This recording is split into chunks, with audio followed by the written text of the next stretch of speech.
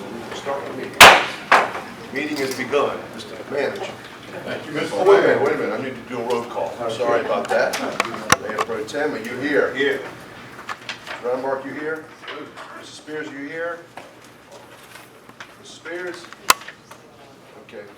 Mr. Waddell? Here. Okay. Ms. Andrews? Here. Mr. Joyner? Here. Chair is here. Okay, everybody's here accounted for. Mr. Manager. Thank you, Mr. Mayor. As you will recall, on Tuesday night's meeting, we had an item that was continued from the agenda to this morning. You had some discussion that you wanted to have with CBB regarding the allocation of ARPA funding that was going to go to them. We've asked Kim Huffman to be here with us. She's prepared. Recording.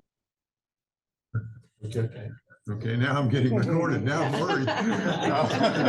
Continue. I was doing really well up till then. And we have Kim Huffman with us, who's prepared a presentation to go over the origin of the request and a little bit more about it, and then we'll entertain questions and discussion regarding the allocation. Kim? Well, thank you. And thank you all so much for giving us an opportunity to come back in and answer any questions you may have. Let's give you a little bit more information and a little bit deeper dive into the assessment itself and, why the things that were requested. So as I said, we're going to be looking at some ARPA funding for the tourism sector that was designated. As we all know, the Riverwalk is just such an important part of Wilmington and our entire region, both to our residents and our visitors. It's been named, or we know it's the #1 attraction in Wilmington itself. And one of the things that I wanted to share with you as well, the Riverwalk is more than an attraction. It's an attractor. People actually come here for the Riverwalk, and so that really elevates it above the battleship and things like that, because it's just such an asset and such a big part of our community. And we know that the city through the years has made significant investments in the Riverwalk, and it's a beautiful place to be, enjoy, get to walk, talk about with our visitors. And as many of you know, we've had numerous accolades. We just were named in Southern Living as the #1 city on the rise as far as that. The Riverwalk has been recognized through USA Today. Reader's Choice is the #1 Riverwalk. And just a plug, make sure you vote. We're up for it again this year. So we've actually sent out the link and we're hoping to get that designation again. And last but not least, but most importantly, the Riverwalk is an economic generator to our city. It brings visitors in, they bring in those new dollars into our community, and we're able to spend it that way. And at the CVB, of course, our mission is to spur economic growth through tourism. That's what we're about. And so we're always looking at how we can better things, whether it's, be a part of such as this and doing some improvements, et cetera, to the Riverwalk for the betterment of the community. But we also always base ours on research and trends. So that's why we had the Riverwalk assessment done. Again, the CVB and the committee, and I'm going to run through a couple of slides just as little reminders about who the committee was made up of. We've been meeting now almost a year since we got the Riverwalk assessment coming in. We really feel strongly that the opportunities that were presented in this ARPA funding request should be implemented, and that they are needed to make our Riverwalk even more appealing to our visitors and residents. So with that, I just wanted to jump in and actually share with you. Is it working? Can I jump in real quick? You can jump in. I missed the roll call, so I just wanted to let you all know that I'm here. You are counted you, and you're here and present. Okay, thank you. We just have to get him to advance it. If you'll go to the next slide, can you just, okay, yeah, one more, the next one, please. Okay, so I wanted to share with you, I didn't share this last time, I might have mentioned it, but where did all this start from? Why was this even done? Why was this taken on? Well, back in 2022, a couple of years ago, we actually realized that KISS 95.1, which is a radio station out of Charlotte, which is one of our top feeder markets, had done a writer, or one of their reporters had come down to the Riverwalk, had spent some time there, and made some not so great comments about the Riverwalk, which kind of spurred, in our eyes. The actual quote was, "The Riverwalk is okay, but it's honestly just a boardwalk along the river. And there aren't shops that open up to it. And outside of a couple of blocks, most of the restaurants are a few streets off." So it really, excuse me, when was this? This was in 2022. This is kind of what spurred the whole, the thing going about the Riverwalk assessment. So after we got there, we decided that at the CVB, we saw that. We had also heard a couple of little comments, nothing, quite as in our faces as a radio station coming out with it. And we actually called together a group. I think Councilman Waddell was there. Margaret Haynes was on the council at that time, some city staff. And we sat down and just kind of had a brainstorming session about, this was in August of 2022, about what could we do and some thought starters moving forward with the Riverwalk. So some of the things that we talked about were a study with the phased approach funded by the CVB, which is what we did. That's the Riverwalk assessment. And it's funny that some of the things we talked about, the signage to draw people off the Riverwalk, the district signage, welcome to Riverwalk selfie station, sunset ritual, light up the Riverwalk holiday promotions were discussed a year prior to even actually having the assessment done. So it kind of validated once we got the assessment what was going on. So again, just real quickly, the background was we pulled together, we hired a consultant, they came in, they did the Riverwalk assessment, which was a very, I have a copy of it there. It's How much pretty was good. that assessment? I'm sorry. The assessment cost us $23,000. Yeah, the total assessment was. Yeah. And the CVB did fund all of that, the TDA, yeah, for that. So we pulled that together. We did the assessment was conducted over a 6-day period back in May of 2023. And then, as I said earlier, we formed a committee after that assessment was done to be able to take that assessment, really delve into it and decide what needed to be done from that assessment. So on that committee, of course, we're City of Wilmington. We've had Chad McEwen, Chance Dunbar, and Amy Beatty have been active members throughout the whole process with us. Wilmington Downtown Inc. and Christina's here with us today. The Chamber of Commerce, DBA, Downtown Business Alliance, Convention Center folks, downtowns and downtown stakeholders, as well as the CVB itself has been involved in this process. And so again, we've met monthly through that. What we did was we took the assessment and went through and decided what were the top things that really kind of stood out above that. And in the process, we had some conversations with the city about the possibility of some of the ARPA funding being used for these. So we went in and identified what we felt like there was 10 suggestions, but we went in and identified what we felt like were the top 5 that could be used within compliance of the ARPA funding guidelines. But one of the things I did want to share with you is that this was a really great thing as far as on the TDA, because they unanimously approved the funding for this study. And that included the support fully of the beaches. And sometimes we've had, as Mayor Staffo sits on our board, he knows sometimes the beaches in Wilmington can be, but they were really together on this because they really realized what is good for the Riverwalk and Wilmington is good for the beaches and vice versa. So we were really glad to see that the TDA really stood behind this. And one of the other points that we considered when we're looking at is that our research shows that over 75% of our visitors that stay at our beaches also come into Wilmington. So it's very important that we have the buy-in and that synergy between our beach communities. Say that again, I'm sorry. Over 75% of our visitors that stay at the beaches also come into Wilmington during their stay. So that's very important to know. So it's not no man is an island here. It really is. We've really become a true destination through all of this process and hope to continue that. So again, when we look at the purpose, what was the purpose of the study? It was to identify and assess gaps in promotional opportunities in Wilmington's Riverwalk, which, if addressed, would elevate the Riverwalk to a signature attraction to make the destination more competitive as a leisure, meeting, and sports destination. So as I said, what we did was there was 10 key areas that came up. And today's presentation, that I just really wanted it to boil down to the 5 that were included in the ARPA funding. Not saying that the other 5 aren't important. We're hoping that we'll be able to address those outside of the ARPA funding because they were very significant and things that need to be addressed as well. So, okay. And one of the other things we found out too through our research is one of the reasons we feel like some things and improvements need to be made as well is because a lot of our visitors are repeat visitors. People, especially from the Raleigh-Durham Triangle area, which is our #1 feeder market, come as many as 9 to 10 times per year. Wow. So again, you've got to continually be making things fresh and appealing to them so that they don't look for another destination to come to.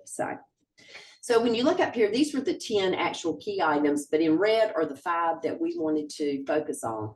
#1 was, the focus areas was gateway to the Riverwalk, and then visitor information, pedestrian wayfinding, the activating the Riverwalk, and the main attraction. And I'm going to read in this presentation, I thought since we were really drilling down to those, I took some excerpts actually out of the assessment itself. And these were some of the things this opened up the assessment. It says, it is important to note that to increase the tourism industry, fulfilling one or two of the suggestions may have little impact, but implementing a number of them, if not all, can have a profoundly successful impact on the ability to tap into the tourism industry. Okay, so the first thing was the gateways to the Riverwalk. And it started out was the Riverwalk is an attraction, which we all know. It needs a major gateway sign to give people a sense that they have arrived. And of course, we showed you this last time. This is an example of both of a gateway and a wayfinding program, which those two points would really kind of merge together. But it's important to get visitors to the Riverwalk as well as get them off the Riverwalk and into our shops and retail, our restaurants downtown to spend those dollars. So we want to really make it an economic generator. Okay, the second thing that we were going to focus on was visitor information. The consultant said, have a visitor information kiosk with a rotating digital display showing current events, including the name of the event, times, and date. It is so important to have information about local events posted so that visitors can be made aware of what is happening on the Riverwalk and community. And so we were looking at adding a couple of these kiosks along the riverfront. The CVB is going to be planning to put in our budget for FY 24-25, the actual kiosk that'll go at the Visitor Information Center, since we staff that and use that, working with the city, but we will be paying for one. We'd like to see an additional one put somewhere along the Riverwalk to add the. If this was graffitied or defaced in some way, who would pay to clean it up? Well, I know that, I was going to say, I don't know if WDI, they're the ones that have been helping with it. Yeah. And we're trying to look at it in a way that, because we haven't really gone deep into the research of it. This one that was shown here was in Blowing Rock. Okay. I know that they haven't had any problems with it, but their town is a little different than our downtown. As far as that, ours is much larger, et cetera. But we also were trying to look at some ways, would we put like plexiglass on the outside of it to help so that it couldn't be broken or defaced or whatever as we go along. So we're still doing some research on that. So. Okay, the next one is our pedestrian wayfinding. And as I said, it says pedestrian wayfinding helps people who are walking find their destination and discover what the Riverwalk has to offer. And again, this is a two-way street with the pedestrian wayfinding. We'd like to see it not only on the Riverwalk to bring people into downtown, but bring them off of downtown back out to the Riverwalk side. So the next picture, again, just is a repeat of the gateway, because what we'd really like to see, and again, we would be working with the city on this, for them to really take the lead on this to make sure we follow all, codes and et cetera for being in the historic district, but have some type of tie-in that's not just a gateway sign, but also a wayfinding program that looks very nice and uniform for all of downtown. So, okay, the next one was activating the Riverwalk. The consultant's comment was, you already have enough great space, the Riverwalk. You just need to activate it. Better monetize it and make a better connection between it and downtown. So we put this up here because we wanted you to remember the days when when Wilmington was the place to see Christmas lights. Those of us that grew up here remember the world's largest Christmas tree. And how many of you as children, I know I had the opportunity as a child to come see it, and then my children came to see it. Unfortunately, my grandchildren won't be able to see it because it's not there anymore. But, we remember how festive downtown was. You used to come down, it was lit up, it was beautiful during those days. Now the focus is pivoted. People want more in a consolidated area, and the goal is to light up the entire Riverwalk and to make Wilmington a holiday tradition to visit with lights. I'd like to see it lit up all year round. Yeah, and and it's funny because you said that, Charlie. We got an email after something came out in the paper about the Riverwalk assessment, and I've already got people sending ideas about lighting up the bridge or lighting up, the same thing. So, this of course could expand. And I was going to let Christina. Can you flip to the next slide? Oh, you got it. Okay, I'm sorry, she's got it. Okay, one more. It went back. Okay, got it. No, other way. Sorry. Right there. So this was this year, and I asked Christina to join me and just make a couple of comments about the success. You know, this year we were able to do a pilot program of lights along the Riverwalk. Ports WDI took the lead on that, and Christina and her team did a great job on that. And, you know, we're looking hopefully with some of the dollars through the ARPA funding to be able to expand that, and with the goal of lighting up the entire Riverwalk eventually. So did you want to make any comments or? I'm sure. So this particular project was along the Riverwalk from Market Street all the way to Dock Street, and included Meters Park and the Visitor Center. All in all, it was about a $26,000 to $30,000 project. We purchased additional lights with that project just to ensure that we had more come next fiscal year. The timing was, it took about 3 days to install, and it took about 3 or 4 days to deconstruct the project and store it away. This was a beacon for a lot of folks to the Riverwalk. If you were to drive down Market Street, you could see the lights from 2nd Street. And it was drawing a lot of folks down Market into the main center of the Riverwalk. And you saw families taking pictures, not only in front of the Christmas tree, but near the Riverwalk rails, near the Visitor Center, near the fly traps. We lit up the fly traps this year. And overall, I think it was a great success and served its purpose this year. We hope to do this again next year, and in the same form. We have the lights in storage. WDI owns the lights, and we will hire another contractor or the same contractor to do this same similar setup here. With additional funding, we could do more. I think when I initially proposed this project, the highest proposal I received was about $285,000.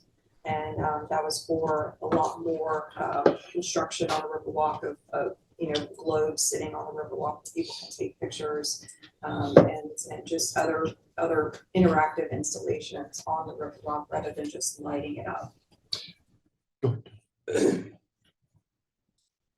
I would really, in a perfect world, I'd like to see Market Street from 3rd all the way to the river, and some of the tentacles that go off of that, and the entire Riverwalk year round.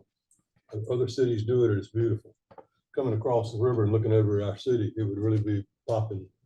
And the lights that I sit on the board at Airlie Foundation, and the lights that we use there, I was real curious because every time I put a light up in a damn tree, it lasts half the holiday and then it's out. But they don't buy lights like you buy at Home Depot.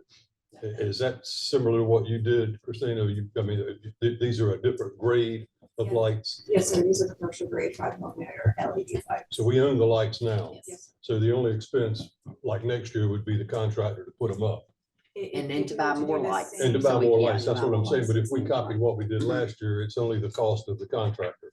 Okay, so, but your grand vision is for what, similar to what I just mentioned?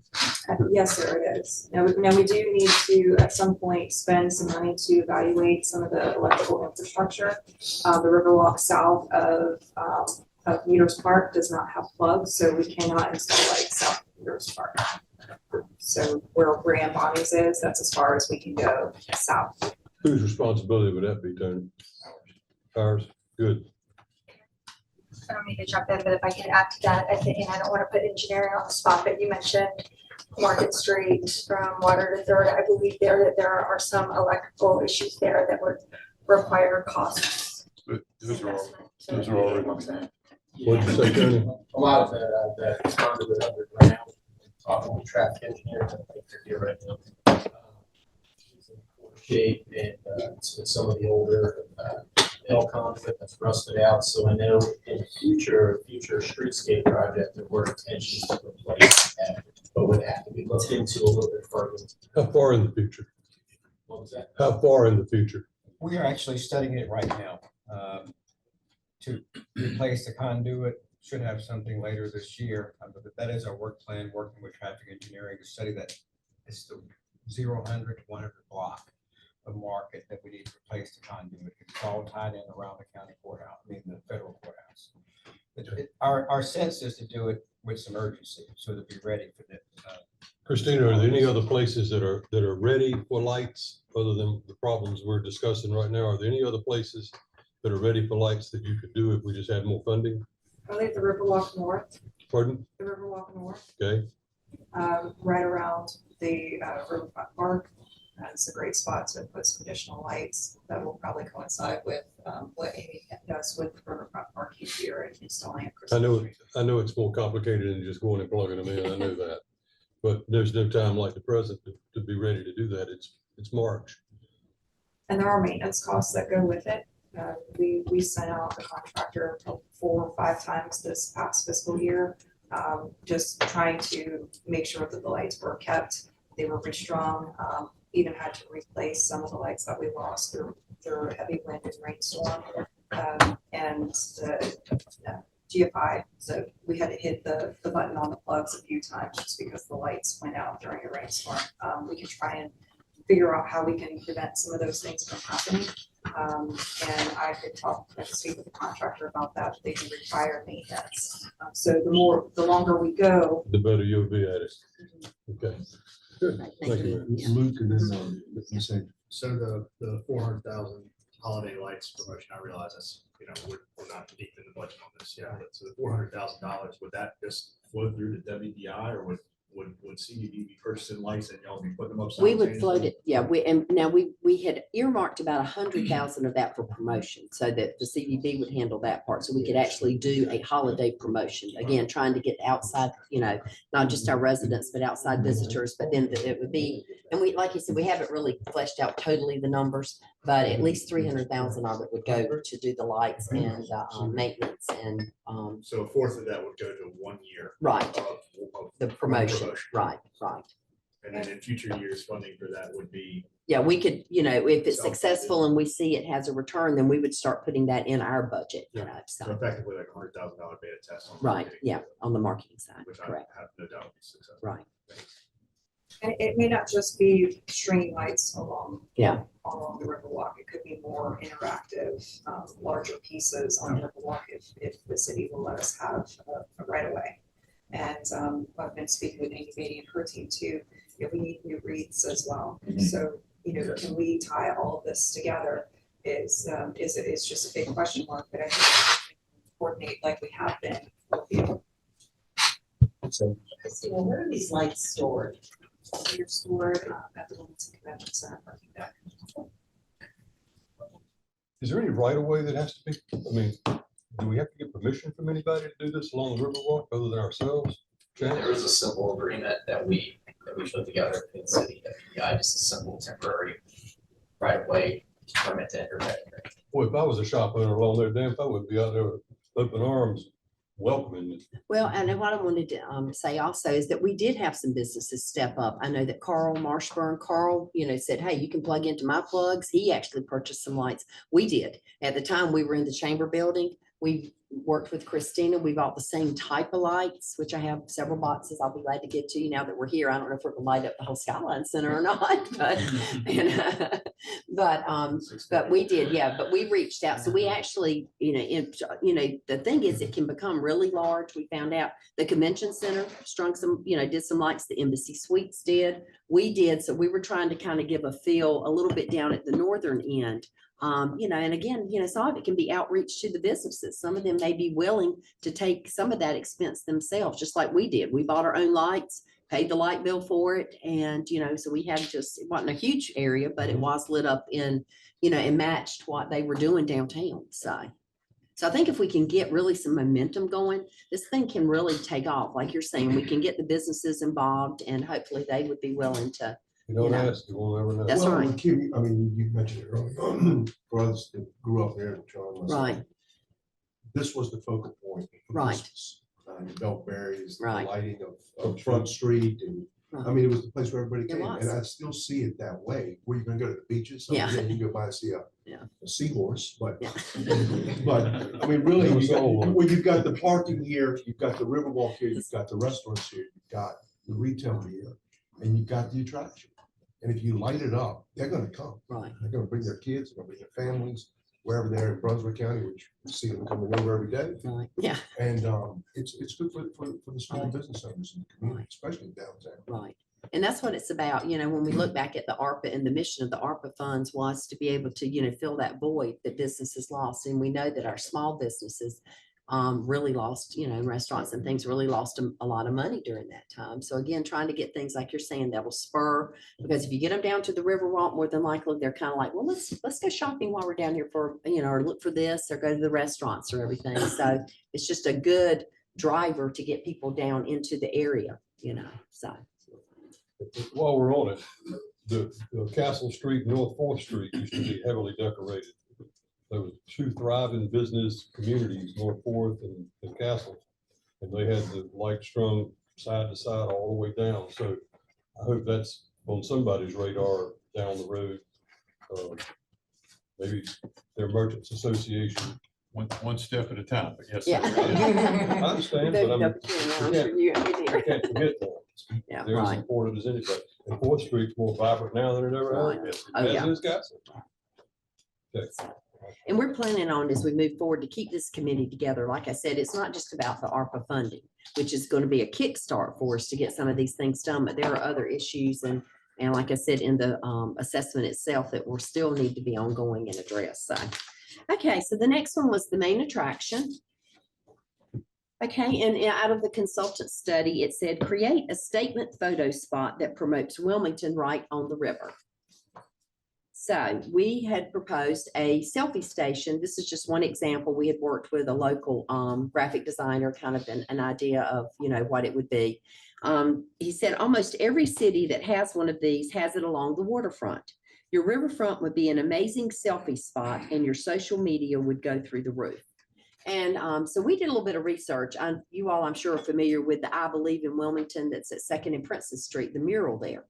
So we went back in, and this was just things we were able to easily pull. We tracked the hashtag, and currently there's over 800 public images on Instagram of people in front of that mural. And you think about it, 2nd and Princess is not the most prominent place in town. I mean, you're kind of almost looking to find it there, you know, where we're looking instead of doing something right down on the river, because we think it would be a very high traffic area and also just really frames our city. You know, you've got the battleship as a background, you've got the water as a background. And so again, you know, taking that and being able to utilize and feel the impact of what social media can do on Instagram. Of course, if you notice that, it says hashtag Wilmington NC, because we want to make sure and encourage them to share those photos. And again, that's free promotion for us as a city. So that's what the selfie would be, of their face and that logo right oh there? no, that's an actual person can sit on it. That's just showing you how an actual person can sit on it. It would be it's pretty big. I don't know the exact. How about something like the battleship or something that identifies with Wilmington? Well, the only thing is you want something that gets the name in the picture, you know, automatically, because one of the things that we have found out through research is we have an awareness issue. You know, a lot of people outside of our area still are not familiar with what Wilmington is. So this would, and that's why we always feel it's important that we add NC to it, so that differentiates us from Delaware. So, Well, but I you know, mean, Q, we could engage the yeah, Arts Council. right, I know right, that they have the pedestrian art right. that a lot of people like. Right. stuff like that.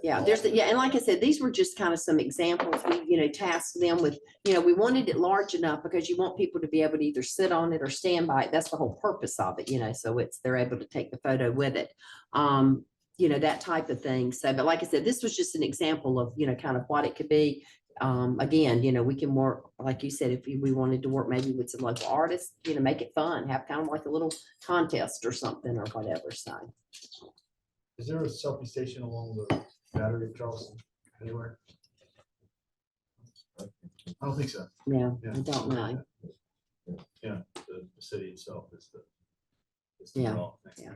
I think most people take a picture in front of the pineapple. Yeah, I was just saying, yeah, that's kind of their, their yeah, selfie their thing, but like you selfie, said, yeah. It doesn't have to be actually you can sit on it. No. You can have some kind of a piece of art there. that Right. identifies Well, like I said, the it. murals, you know, people like to be in front of the murals to be, you know, something, but again, to get our name out there and have people share it, is the goal of that, is what that would be.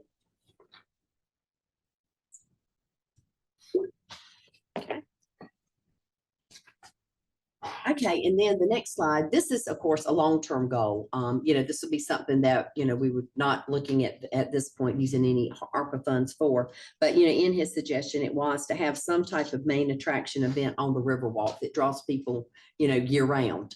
You're talking about maybe keeping it lit up year round. On the weekends, maybe have some type of, now it's unreal. They do drones, they do laser shows, those types of things. So again, this would be more of a long-term goal, but just wanted to, show it to see that would be the real goal, and then be able to bring people down on Thursday nights. One of the examples is the highly successful fireworks down at Carolina Beach.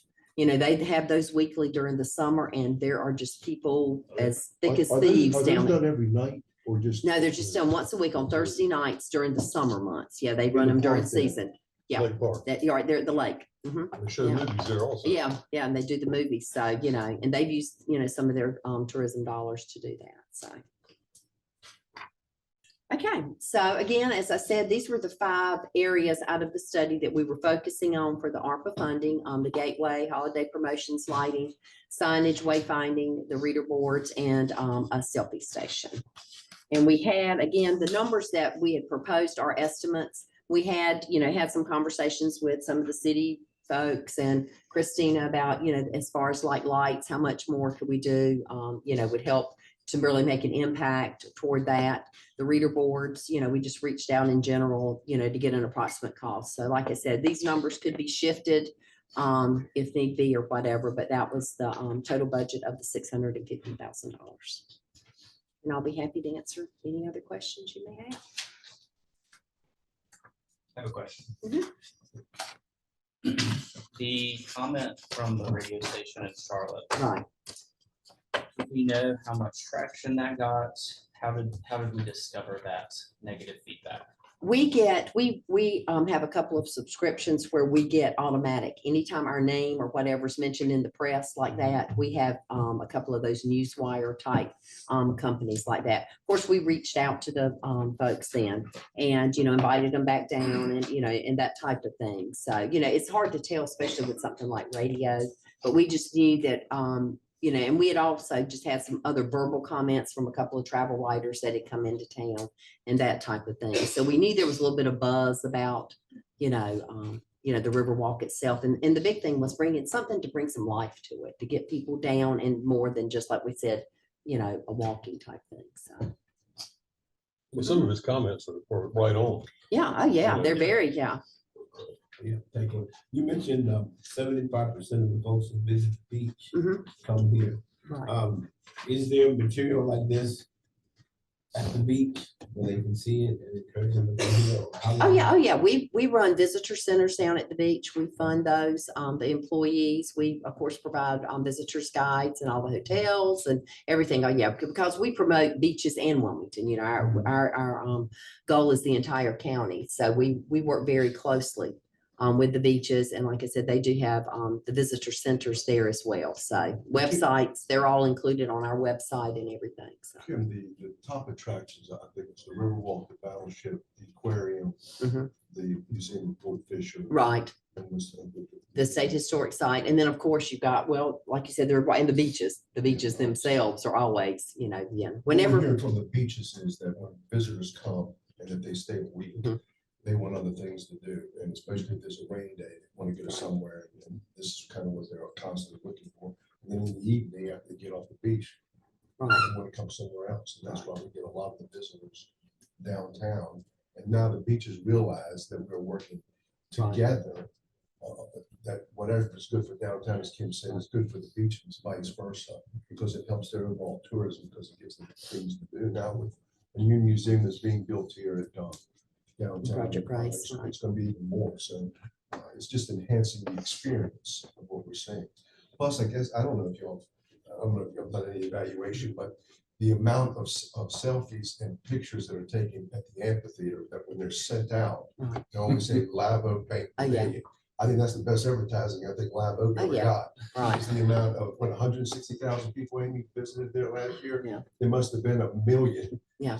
selfies sent out, and that's promoting that Oh, yeah. venue that now is getting the attention of the larger acts to say, hey, man, what's going on in In Wilmington? Raleigh. And Red Rob, Hat. Yeah. yeah, Red Hat changed their whole concept because of Yeah. us.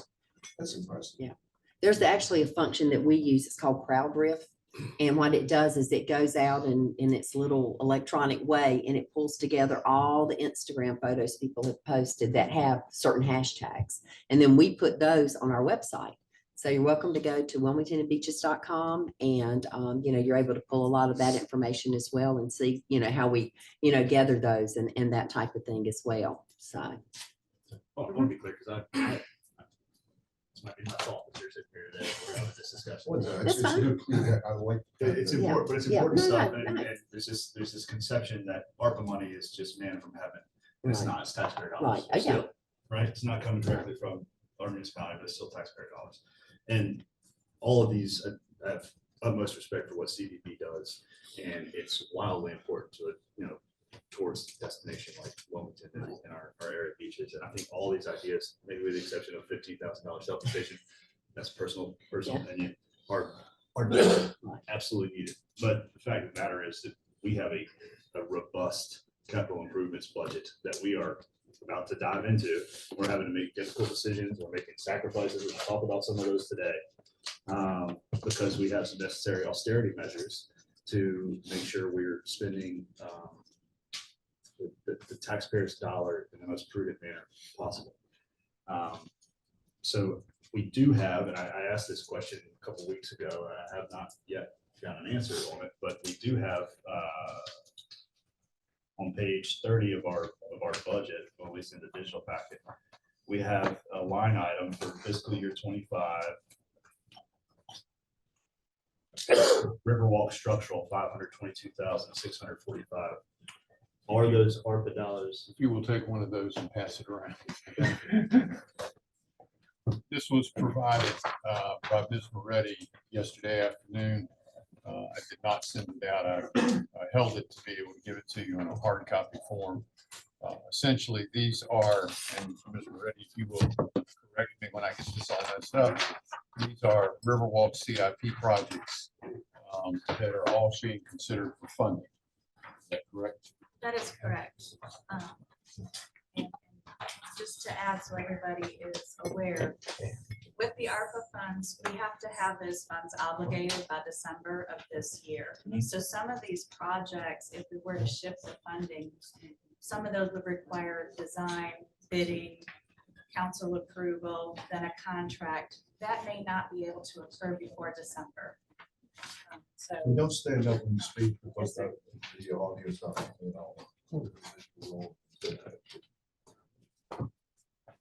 So just wanted to make sure everybody was aware that any shifts of these funds, we would have to contract those and have them under contract before December or by December.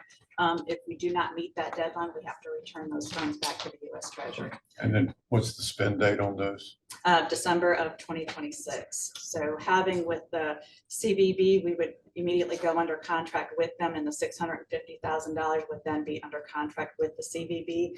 And then they would have the 2 years to spend those funds before the final deadline for spending. And I would be derelict if I didn't at least say, if you shifted these funds to be able to use them for the CIP, it would mean shifting priorities at the workload at the staff level, because we just do not have staff available to add these projects on to some of what they are already doing. So Presently. yes, sir. Follow up, please. Yes, sir. Glad this was provided. I appreciate you guys being ready for that question. So this fiscal year 25 allocation of $522,645, we cannot use the ARPA funding that we have for this. We couldn't just plug that number right here with the 650, with a portion of 650, reimburse CVB for the work that they've done and taken out this in the assessment. I think total is like 65,000 that you guys expended in the study overall. Is that right? No, the study itself, and we're not asking for any reimbursement that, of I know that. that. Yeah, we wouldn't want that I know because that. we're gonna use it regardless, you know I what I understand. mean? Yeah. So it's, the study was under 25,000. I have a couple questions. As the design. Can you stand up, Yes. Christine? So have the designs been set for any of these capital improvement projects? Are they? If I say that, I asked the question and I need to get my train of thought going on it. So Jennifer? I would have to ask staff if the design work on the Riverwalk structural in FY '25, we are asking $522,645 for funding. If that work has already been done, or could it be completed before December? Design, contract, bidding, everything. Yeah, that work is already under design. A lot of that is ready to go to construction. That's the question. We would have, if we were to spend it on this, how would we do it if it's already ready to go? And this may be moot, everybody can tell me I'm insane, but if I could plug, if I can plug 650, we did the study, we understand what we need down there on the Riverwalk, and all of it is very important. But structural issues, and we've got a huge CIP like we're dealing with right now, I'm derelict in my job if I'm not bringing up how we can plug holes. And so if it's possible to use those funds, I just want to know. Yes. Yes, it is possible. But going back to what you said earlier, if we use those funds in that manner, then does that mean all the work that's already been done, we have to go back and do it again? No. It does Okay, not. help me understand what you just said, because you mentioned if we use the funds, then that affects what staff has already done. The projects they're working on. That is a project they're already working on. So therefore, it would not require a reprioritization of their work schedule and work plan. But the project they're already working on, the money was designated already from CIP. It's been designated from other sources. Yeah. I mean, it is my view that an investment in the Riverwalk is tourism. It is my view that an investment in structural improvements to the Riverwalk is a necessary investment in the Riverwalk. And I am inclined at this point that we need to prioritize structural improvements over cosmetic improvements. And I think that cosmetic and programming improvements are important. You've identified for us and explained to us why they're important. But I agree with Luke as far as the impact that this is going to have on the capital improvements projects as to where we spend this money on. Where would you spend it? You've got projects here, when would it be done? Because of all the projects that I have seen, you've shared with me, have been delayed for whatever reason because of capacity issues and whatnot. So I'm just asking that question because I do agree with what she's saying is the cosmetics, some of the cosmetic improvements here are necessary to help the business owners today. And I understand about the infrastructure issues, but the infrastructure issues for the Riverwalk have always been a tremendous bucket item for us, going back years. So if I come to you and say in 2 years, you're gonna have the piece behind the Shawnee piece done, and what more consultants and engineers are we gonna need? And why is this being held up? Because this is what I'm continuing to hear. And I'm going back to 2014 transportation bond issues. That we continue to say that we have, capacity issues on. I need some improvements now. When we answer the mayor's question here, can we pull up, I believe it's page 30, January's recommendation, program funded maintenance. It's got the line items that begin with Parks and Rec. And Riverwalk structural. But in fiscal year 25 is a line item, 522,645. I think that's important for this discussion for us to see where the hole could be plugged.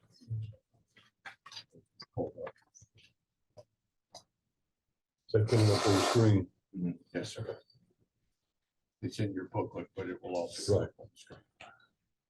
I need some wayfinding. It's, oops, I forgot to add that.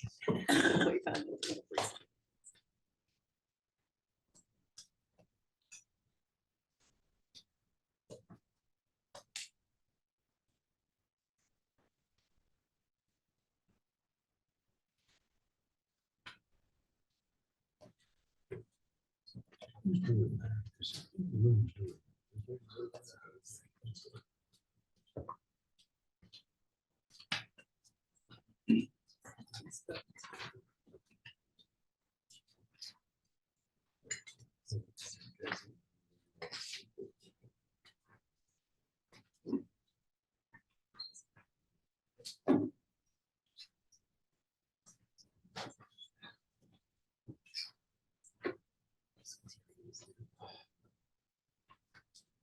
I mean, I think we need to answer the mayor's question on what could, I think the mayor and I had the same question. I think I got the answer from engineering, but I'm still a little cloudy. So if we could just, somebody could highlight Riverwalk structural year 25. That's what I'm talking. Thank you, Dana. Let me explain this, and Mike, again, to bail me out here if I get this wrong. This 522 would be spent in the coming fiscal year as designed for some structural work that's associated with a project that's almost $2.4 million. Part of that work has already started, and it will continue as a result of that. So we would have to obligate the money to this project, and then we would have to make sure it was spent within the next 18 months. And I assume since we've already started that design work, it could be completed. Yeah, I believe so. We have an on-call consultant already working on that. Everybody stand up when you talk, please, because I'm tired of listening to Penny telling me. Everybody stand up. Stand up. And speak up. Do you need the microphone? Let's go. Yes, Tony, that work, we already have an on-call consultant underway and done the assessment to identify all these needs, and the majority of those projects are already under design. So this money theoretically could be spent within the 18-month limitation of ARPA if it were repurposed. That's correct. Okay, thank you. But would those, what's already planned here, would that match with what we're asking for? It'd be something totally different. I believe that Luke's asking that the 650 be put totally into the structural part, correct? I think it would only be fair if we were, because I mean, I was in one of the original meetings where I was like, yeah, this is all great things. We need these things. This is before we had some major CIP items that, that I didn't see coming down the horizon. Maybe that's a failure of leadership on my part, but No, it's not. But I think it would only be fair to the CDB because they went on after we gave them, an idea to pay for the studies and any of the costs that were incurred from that. But yes, ultimately, I'd like to see the vast majority of it used towards structural improvements because we have so many in the budget this year. At CFPUA, when we do our 1, 5, 10-year CIP, we use a grid. And up at the top right-hand corner, the projects that are in red, those need to be addressed. And then it slowly moves down yellow and then green. And some of those things down in the green area that don't require immediate attention are important. But they're on the radar, and they're specifically when they're going to be brought in to the current CIP. I kind of like this. I mean, I'm seeing all these things, these funding requested and funded, unprogrammed, whatever. I'd kind of like to see the degree of urgency on some of these things, because some of them we could probably kick down the road. I hate to kick stuff down the road, but some of these probably could be. Instead of having it set in stone that it's got to be in that fiscal year, what have you. Am I making any sense? I think you are making some sense. The priority in this list, the priority goes from left to right.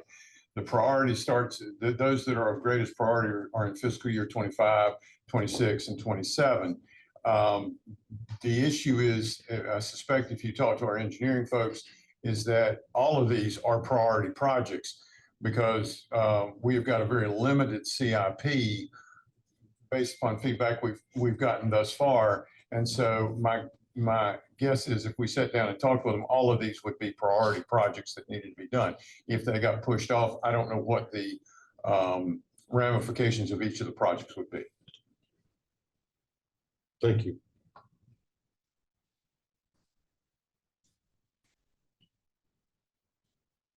Well, I guess is something getting ready to fall in the river? No, sir. There's nothing getting ready to fall in the river. Okay.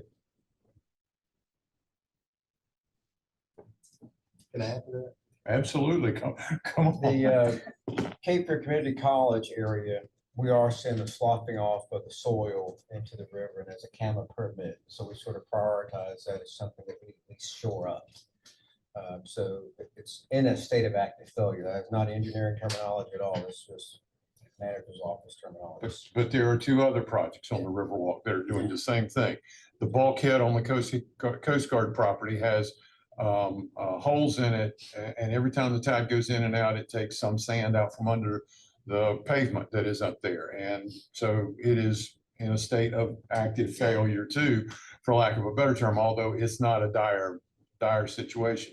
We have the sidewalk area in front of the marina that we've talked about now for 5 years about trying to do something with, and that project needs to go forward as well. Whether it gets, is somebody going to fall in? Is someone going to get injured? Absolutely not. But it is a necessary product of the way in which it was constructed to start with, or provided to the city in the beginning, that we need to be able to take some action to be able to remedy the situation. Well, Tony, when we have lunar high tides, Water Street floods. Yes, sir. And we're not doing a damn thing about that. That's I mean, correct. you can't change what God does. No, sir. And we live with that. Yes, sir, we do. And new construction came in knowing that. Yes, sir. Fortunately, council and the manager have approved funding for the Coast Guard. We already have that money set aside as an active project. The Marina Riverwalk has already been funded, $3 million. So we're really talking about the future needs that haven't been funded yet, that are recommended in CIP. But to be very clear for everyone around this table, the $650,000 in ARPA money that we're discussing right now could be used in fiscal year 25 for a program funded Riverwalk structural improvement that costs $522,645. Yes, sir. I'm sorry, to interrupt, please. Is making that change going to make a dent in your ultimate recommendation about tax increase? That's what I need to know. No. It's a drop in the bucket. It probably will not, because we generally make recommendations on tax rates set at quarter cents. And a quarter cent on the tax rate is probably not going to equal that $522,000. I figured we got to start saying it out loud, because that's the whole point of these meetings. Yes. That is my ultimate goal of what I need to know in these meetings. And How we're going to move that needle. the reason I chuckle is because there are so many variables in Sure. what that tax rate increase is going to look like. Yes, sir. Yeah, so if we use the ARPA money for this structural piece, what are we losing? We're losing the proposal that the CVB has made to the city in terms of the lights, the wayfinding, the selfie station. Enhancements to the Riverwalk. The five enhancements, I assume 5 enhancements of, I do suspect that if we took the remaining $130,000 or so and gave it to CVB, they could do something along the Riverwalk. But also remember what Kim outlined for you in the presentation, which is one of these probably is not going to make a difference. Two, in other words, we needed to be doing larger amounts of improvements in order to be able to have an effect on the visual or aesthetic issues associated with the Riverwalk. So I'm not sure that 130,000 would certainly have as much impact as 650,000. Yeah, of course. It's less. Yeah. Well, I'll look at it this way. Going back to your CIP, you could raise practice 5 cents. No, sir, you could raise it. And all of the CIP projects you have out there still wouldn't be. Oh, no, sir. No. And I know these things are prioritized based on the need, based on the condition and all that. You've got a Riverwalk here that you spend a significant amount of money. I've heard anywhere from 35 million to 65 million. You're talking about a small amount of money to enhance the experience to help the small business owners downtown. So do you take the 650 and put it into the infrastructure? Yeah, you could do that very easily, but it'd be a drop in the bucket. You take the 650 and spend it on the enhancements and help the overall condition and the situation of all the business owners downtown. I think it dramatically increases that. And no matter what happens, the CIP budgets will continue to go up. And we've even, when we went and visited Washington, we've got, now they've gotten into the earmarks again. And I don't even know if we have the capacity to take all the other projects like replacing the bridge here at 4th Street, replacing the bridge at Pine Grove Road, which is about 15 million bucks altogether. And there lies, because I've talked to Tom, I've talked, we got, our engineering staff is maxed. And how we move forward with that and how we put these improvements in place, even if we allocate the money today, could take years for some of these projects to get done. Absolutely. So I'm looking for the fastest buck for return on investment that will help everybody. And at the same time, keep this Riverwalk going and enhancing it, because I do believe that if you walk it, and it's a great Riverwalk, it's shabby looking in some places, real shabby. And I just do think that some of those enhancements need to be made. Maybe not to all of it, but to some of them, definitely. I believe that the Christmas thing, the lights are a tremendous enhancement to downtown, especially in the shoulder season, in those months that we don't have the tourism in town that we would have in the past. Although that's kind of becoming a new point today. Right. But you can throw tons of money to the CIP. I mean, this is 52 square mile city. It's an old city and it needs improvement. So we could take the lead of other local governments and propose raising the tax rate by a double-digit percentage, but we're certainly not going to do that. Because we know that there are balances, and from our perspective, when we put a budget together, we look at how much can we put a little bit here and a little bit there and have an overall effect that down the road, you've built the economy, you've built the tax base, so you've got more revenue coming in versus, putting it all in this bucket. So that's the question that you have to struggle with as to which is more important at this point in time. So Mayor, are we taking action on that today? no, we don't have to. Think about if you want to prioritize some of the improvements and give some of the money for that, which I do strongly believe that we need to do based on what I'm hearing with CDP. Kim's expert advice and what they're tracking, and at the same time understanding the CIP has always been incredibly important component of the city. You have to be able to chew and walk at the same time, and people sometimes think, oh, y'all can only do this, but we've been demonstrated over the years we can do a lot of different things at the same time if need be. I mean, we chew, walk, and juggle all at the same time. And I've always had an issue, I've shared with you, about capacity. And when, these projects, especially the 2014 transportation projects, were lingering. Yes, sir. Your engineering department and you folks came to us and says, we need more capacity. And we as council stepped up and gave you that capacity. We may have to go into a different direction in regards to how do we attack these CIP projects in a much quicker, faster manner. And look, I have a lot of respect for the engineering department, but their hands and their plate is full. Do we go into another direction, maybe how DOT does things, where you get a consultant to evaluate it, and then you get another consultant to evaluate the consultant that you did, because they've used that process and it works, and you move things faster. I don't know, but we're going to have to do something in respect to moving some of these projects quicker than we have in the past, because it's not me that's demanding it, it's the community that's demanding it. Yes, sir. And we all understand that, especially on the CIP projects that we're tied into the transportation part. Yes, sir.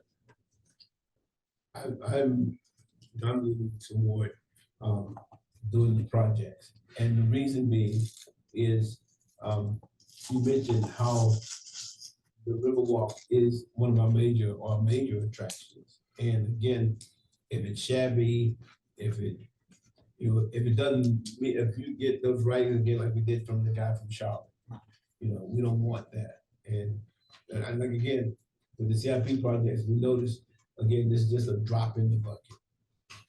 Christina, real quick, I know that, and you mentioned it, Kim, about some of it being taken on by the private sector, and that some people have stepped up with lighting and Carl and others. Can we do more of that? Try to engage some of the private sector in helping us with some of this, especially on the Christmas lighting. Not all of it, obviously, but can you? Yes, sir. WDI is trying to form a holiday committee with some prominent business owners, and we could try and advocate for that next year. We did advocate for that this past Christmas, and we did get quite a bit of participation. I think as we grow this initiative, we'll be able to get more business participation. And going to the selfie station, I know that was something you jumped on before, but we could get a nice piece of art down there that people would get in front of and take pictures of that kind of fulfills the same mission. Because I know most of the people that do take selfies and do take pictures are down there at the foot of Market Street. Right. They either take it toward the Battleship or toward the Memorial Bridge. You know, that business is pretty, but I mean, we could engage with the Arts Council, with Rhonda. And Do something. some of the pieces that they have are nowhere near 15,000. You could probably do something for a lot less than that we could all approve and say we're okay with. Use the grant. Right. Or grant or something Right, or like that. something to do. But yeah. and that's an opportunity there to get the Arts Council and arts people engaged in the process too. And by the way, the entranceway into the city, if you come off of 40, there at MLK and College Road, was a contest Right. of people in the community that came together and put that together, and that was formulated. And I think a certain amount of that was raised. Cape Fear Garden Club. Cape Fear Garden Club participated in that. So there's ways that we can do some of this stuff.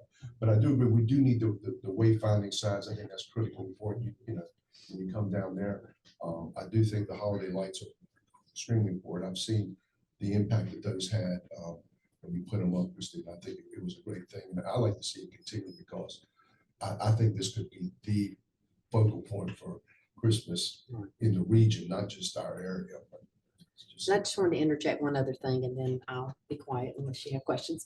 You know, one of the unique things we have as a destination and as an area, we're not just beach towns. You know, for so long we were known for beaches, and that's why people came. When they said Wilmington, oh, you're at the beach. They didn't. But now when people say Wilmington, they realize we're a beautiful historic city with a riverfront, Riverwalk, et cetera. And it really differentiates us from anywhere else along coastal North Carolina, because if you were to go to the Outer Banks during November, December, January, it is dead. You know, and, you know, if you all track or see, you know, of course, we track the room occupancy tax collections, which, you know, last year brought in over $23 million. And those are extra dollars that are used directly here in this community. Funds the convention center to over $6 million last year of that went into the convention center pot. So, you know, putting heads in beds and, you know, being able to drive tourists and really make it more of a year-round destination, that is our goal. You know, that's, you know, like I said, that, and so we're just, you know, trying to look at it from a big picture, looking back, and how can we do things that will continue to make our destination better, especially year round, because that's a really important part of what we do. So with that, Isn't the Battleship either one or two on the list of top tourist attractions in the state? I think they're in the top 10. Top 10? Yeah, top 10, yes. But the number one tourist And attraction- the aquarium is right up there too. It's, Aquarium is up there also. yeah, the aquarium's really up there too. So, you know, but we do have a good synergy going on right now between our beaches, between Wilmington. They, you know, they understand the importance and, you know, as I said, Mayor Sappho's on our board. And when we went before them, because, you know, this was taking dollars out of the TDA budget, which is destination wide, and doing something specific for Wilmington. And they didn't hesitate. They unanimous, the mayors down there and everyone were, you know, totally behind, you know, the project itself. So, you know, but we'll, you know, do what. Christina, could I ask, with regard to the MSD and the additional tax, is that revenue with all the proliferation of apartments and stuff, that's increased? I mean, your budget obviously increases along with that. Is that giving you some wiggle room? So our budget is majority funding MSD operations, cleanliness, safety, hospitality efforts, grant program for facade improvement grant program, and some overhead costs for WDI and mailers and keeping up with the state statute that requires us to perform in order to have the MSD.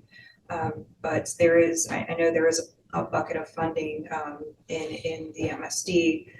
We have been discussing with the MSD advisory committee and utilizing to, you know, do large projects. And I don't think we pulled from that bucket of funding in quite some time. So, you know, if there is ever a need to do it, we could, as a committee, come to council with a request to do lights or to do landscaping. Landscaping is a big issue for downtown. So we're constantly looking at that. Now, I'm not a voting party in the MSD advisory committee. I'm only a reporting entity. So that would, if you all are interested, we can just have those discussions with the MSD advisory committee. And I'll add one more thing. If council decides to utilize the ARPA funding to go towards these infrastructure improvements for the Riverwalk, which are absolutely needed, I would love to ask that if there's any way to implement some sort of permanent lighting rather than, the holiday lights, but implement a permanent lighting situation that could, something modern, that could change, that could add, that would enhance the infrastructure improvements. I think that would be a great complement to what we're trying to do as our organization, CDV and WDI. Don't be shy. I appreciate you guys working together. That's critically important to all of us.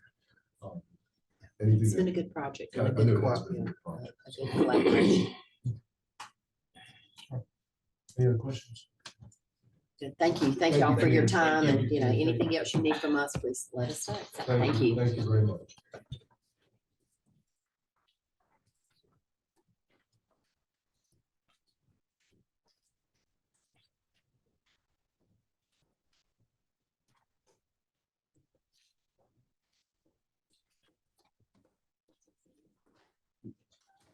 On with the principal reason for which the meeting was called is to bring together council to talk a bit about where we are in budget development and talk more specifically about what we, as we move through the process, what we've been able to narrow down in terms of costs and revenue expectations. So this will be your last budget work session prior to the budget being presented to you at the first meeting in May. Then, of course, after you have the budget presented to you, you'll have at least all of that opportunity from then until theoretically June 30th to be able to hold as many workshops as necessary. We have one scheduled already.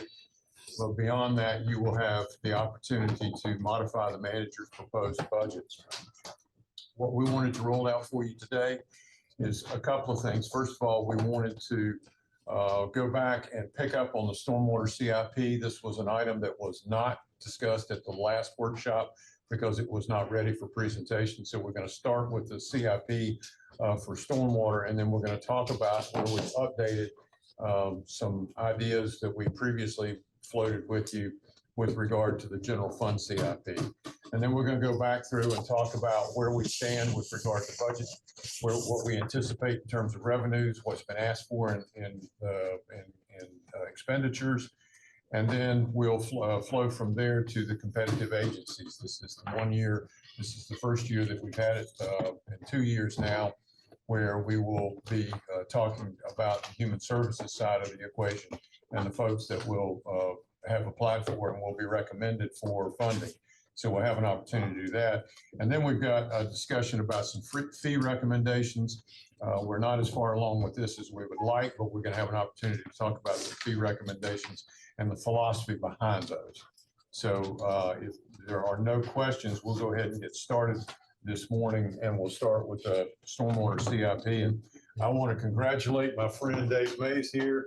His team is winning for the first time in modern history in the NCAA. He's got his red on today for NC State, but I want to tell you, I have never been prouder of NC State than I was last night. I told Tom yesterday that I fully intended on wearing a red shirt today. I've been wearing a red shirt all week, and I'll be wearing a red shirt if you see me next week or the week after. I fully intend on wearing a red shirt. So forewarned, you've been forewarned. So we'll talk a little bit about stormwater CIP. Before I do that, you'll get a little bit of me in this discussion. You'll get a lot of Fred Royal.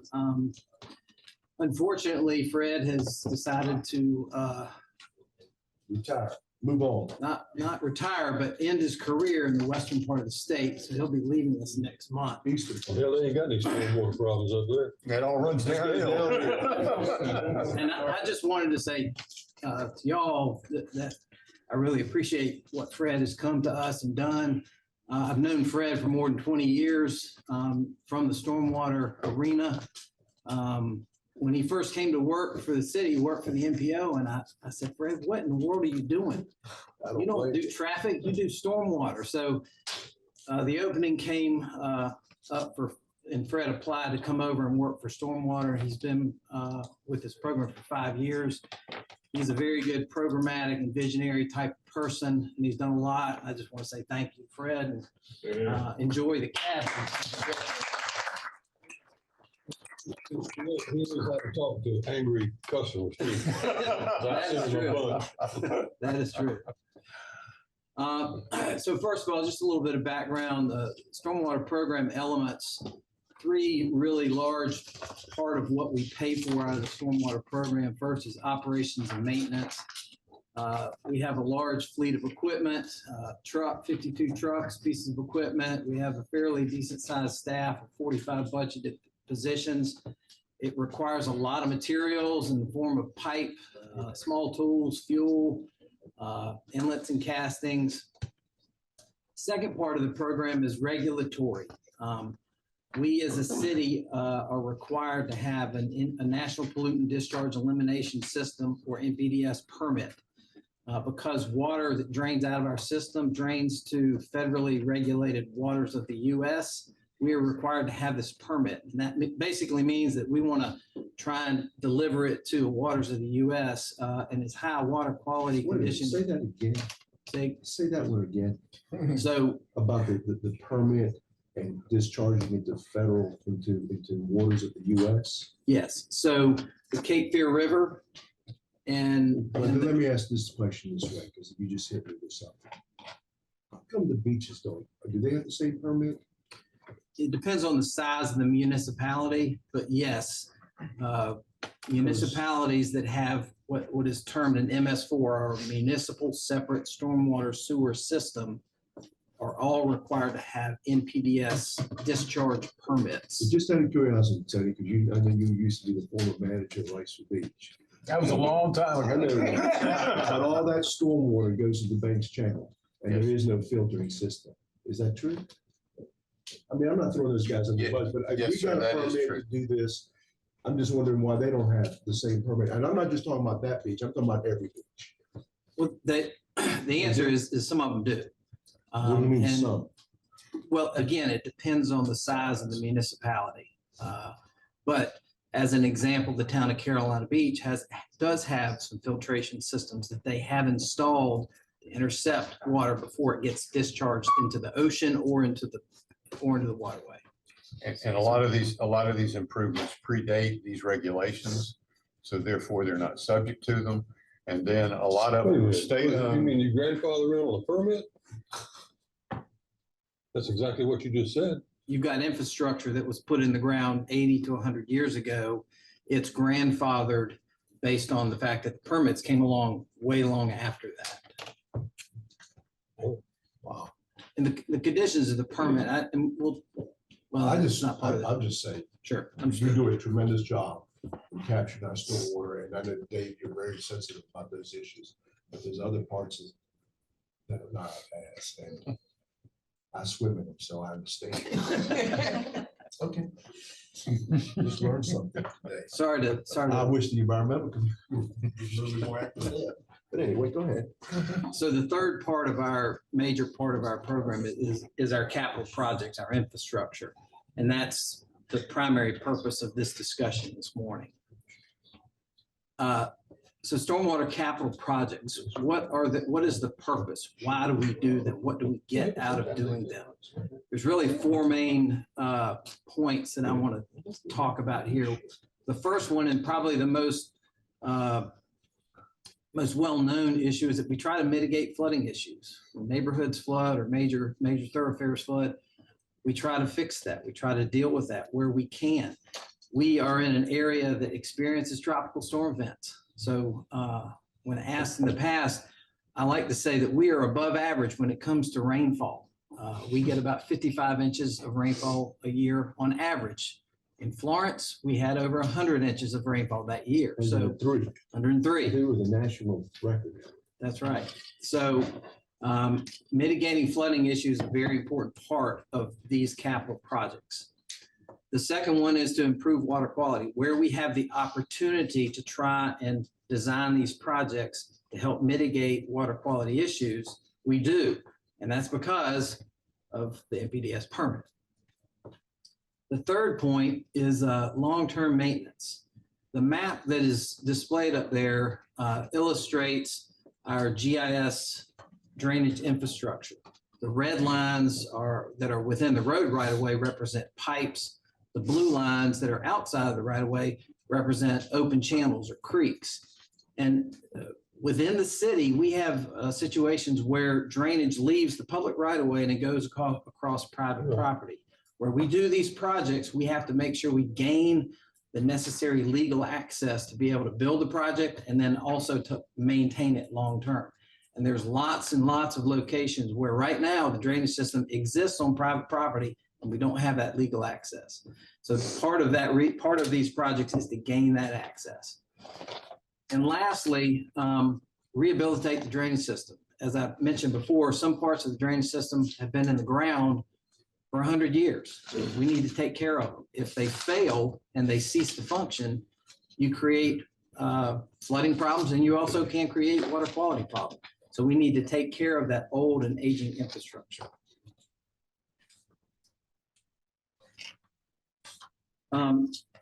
What have we been able to accomplish? Since 1998, which is the year that we implemented our stormwater utility, we have completed 55 separately bid and constructed capital projects for stormwater.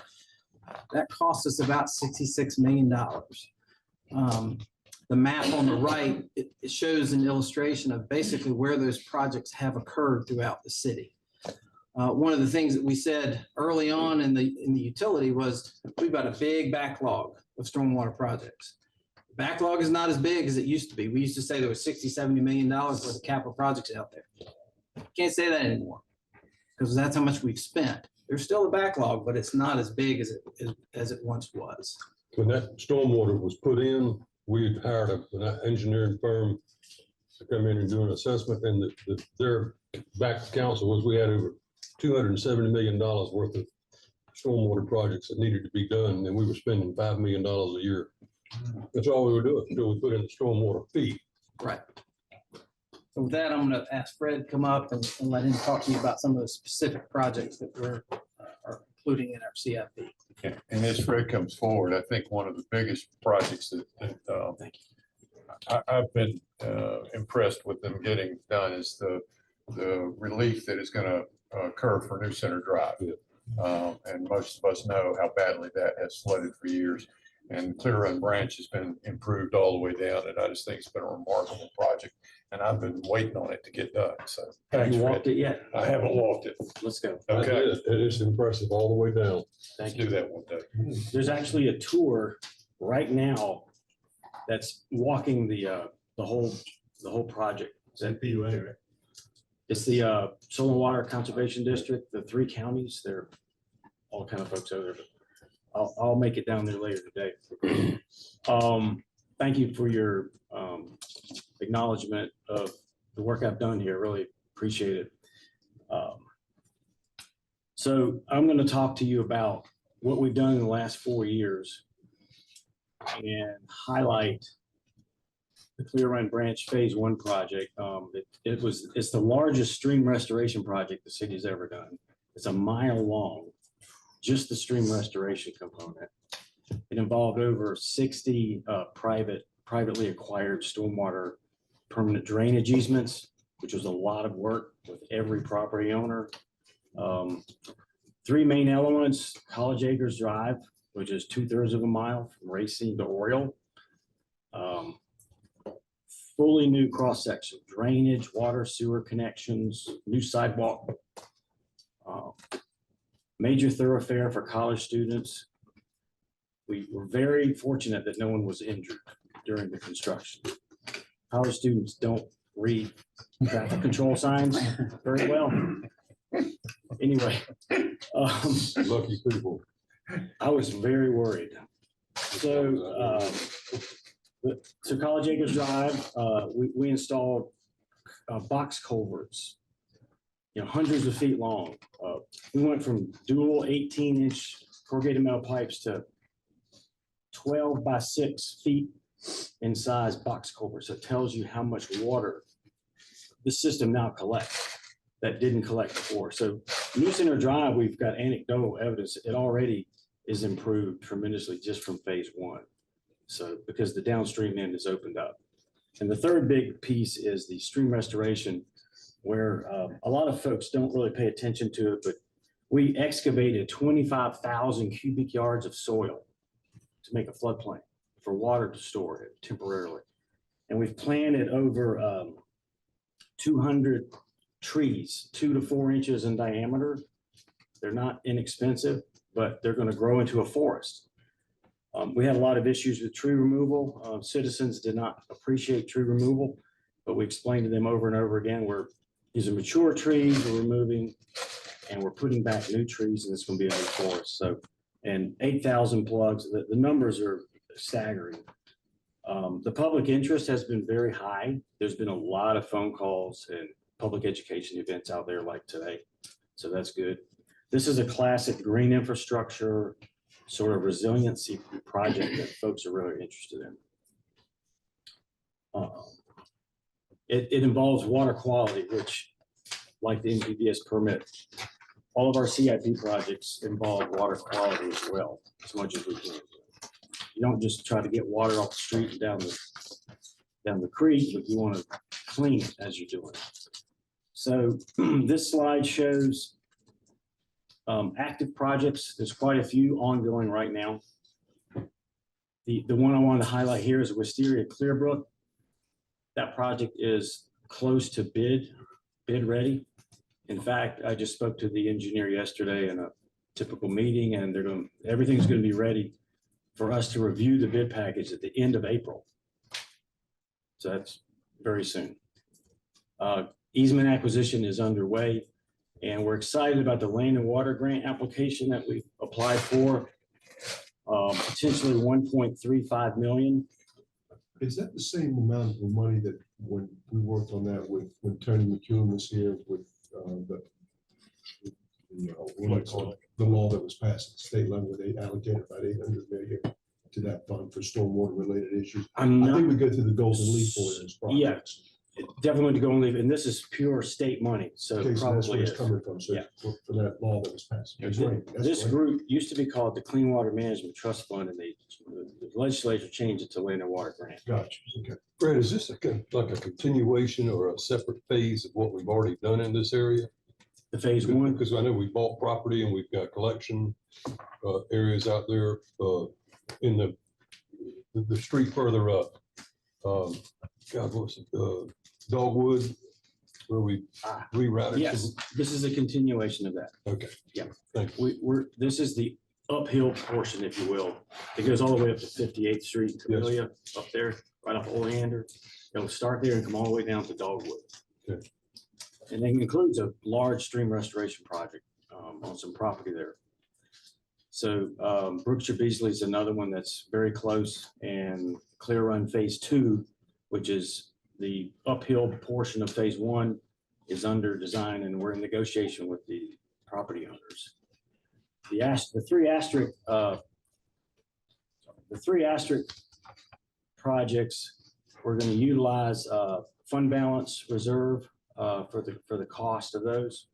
I'll get in that in just one second. Are you running into issues with easement acquisition? Or is there any heartburn on the part of the? It's just a process we have to go through with negotiation, legal survey. We did with some Clear Run people. Pardon? We did have some issues with some Clear Run. We neighbors. did. The Phase 2 Clear Run is basically two large commercial property owners, the Brixmore and the folks across South College who own that piece of land over there. And we've been talking to them for 2 years, so they're looking at it. This A quick question. Sure. I know Dave has answered it before, and I forget, but looking for active projects or planned projects, and Chestnut 15 floods really bad. Is that? But I know we're looking at doing something in conjunction with CFPUA. Is that correct? Yes, CFPO is actually right now assessing their water and sewer infrastructure on Chestnut and Grace, Okay. from 3rd all the way to 15th, 16th. we have plans to do rehabilitation of stormwater in the same area because we want to resurface those streets. So we're not ripping it up twice, basically. Correct. So we will, there is a storm drainage problem at that location and we intend on fixing it before we resurface the street. Makes sense. Thank you. So again, these projects show the fiscal year out 5 years. The funding, the 2.5 million, the 4.8, and the 3, I'm sorry, for those two numbers for fiscal 25 are fund balance transfers. And the fiscal 26, 6.1 million at Clear Run is a fund balance transfer.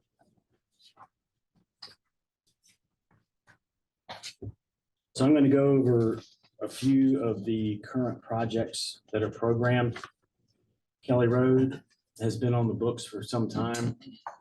It was identified in the annexation area stormwater master plans. And it includes Kelly and Sand Hills Drive on down.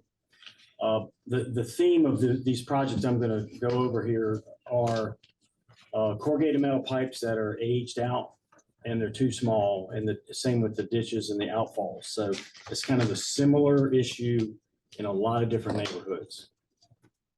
Wrightsville Ave is one we've been working on for several years. New Orleans Place is the western tributary, the yellow line on the top. That design is complete, and we're having to work on easements to the outfall. The tributary to the east starts at Rogers Avenue and comes down through. So that's another one that we have to do full design on. All these neighborhoods were unengineered neighborhoods that we inherited through annexation. Unengineered. Correct. I mean, I can't say that loud enough. We're engineering them now. Built in the 60s. Yeah.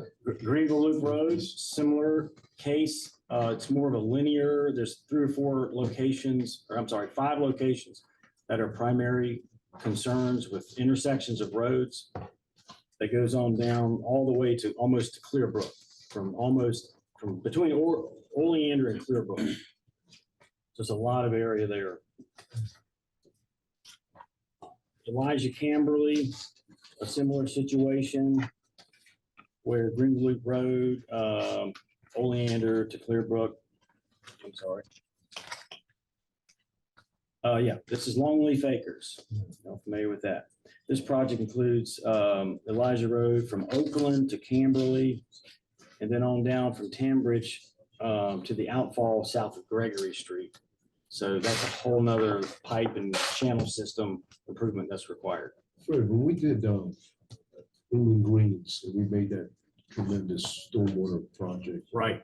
To alleviate the flooding, I thought it took into consideration these streets. The part of Longleaf did not? Right. It did not this area. This is kind of a different sub-tributary, if you will. Okay.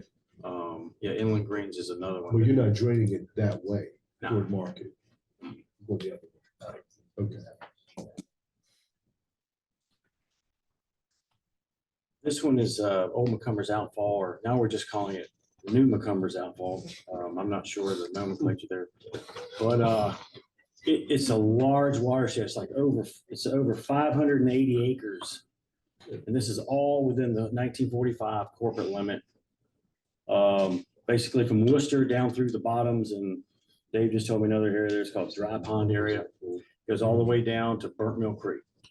14th Street, 13th Street, goes through the high school, New Hanover High. It's going to require a lot of work.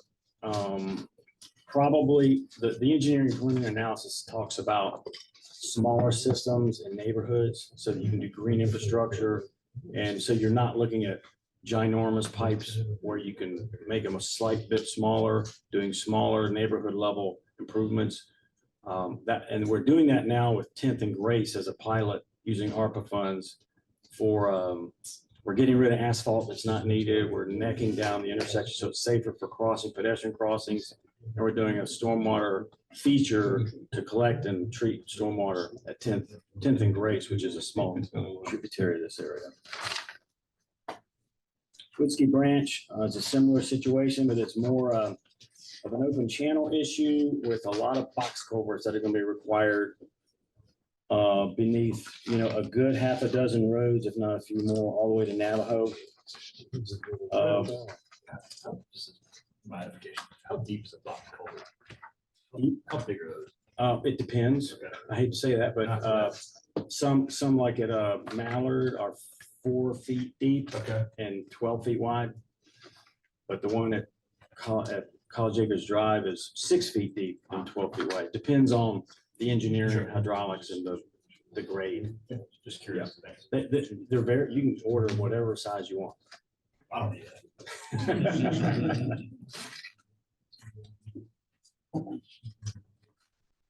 The Wisteria Clearbrook I mentioned earlier, that's ongoing. The bid package will be ready at the end of April. This is to continuation of the first phase that was completed several years ago, all the way down to Beasley Bridge. So this one is under easement acquisition as we speak. Brookshire Beasley, all the easements have been acquired, and we're working with Duke Energy on some utility relocations, final edits for CFPUA, and this will be coming up after Wisteria Clearbrook.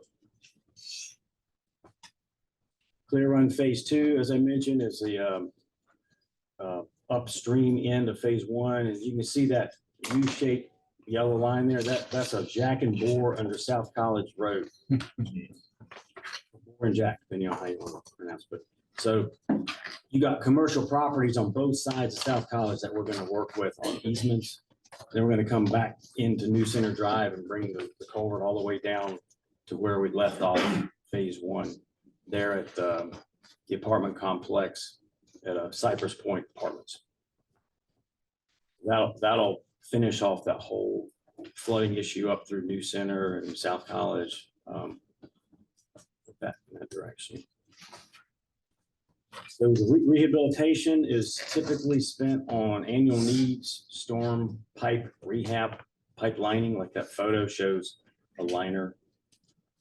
I don't know if that's metal or RCP, but that material works for any kind of pipe. We recently installed this under South College Acres Drive. There was basically no pipe. There was a void. The pipe was dissolved, but we were able to do this. The technology allows you to build a pipe without tearing up the road, which costs a lot less and is a lot less disruption. So that's the whole advantage of using rehab and using this method. And we're doing this in a way that tries to stay ahead of our repaving resurfacing program.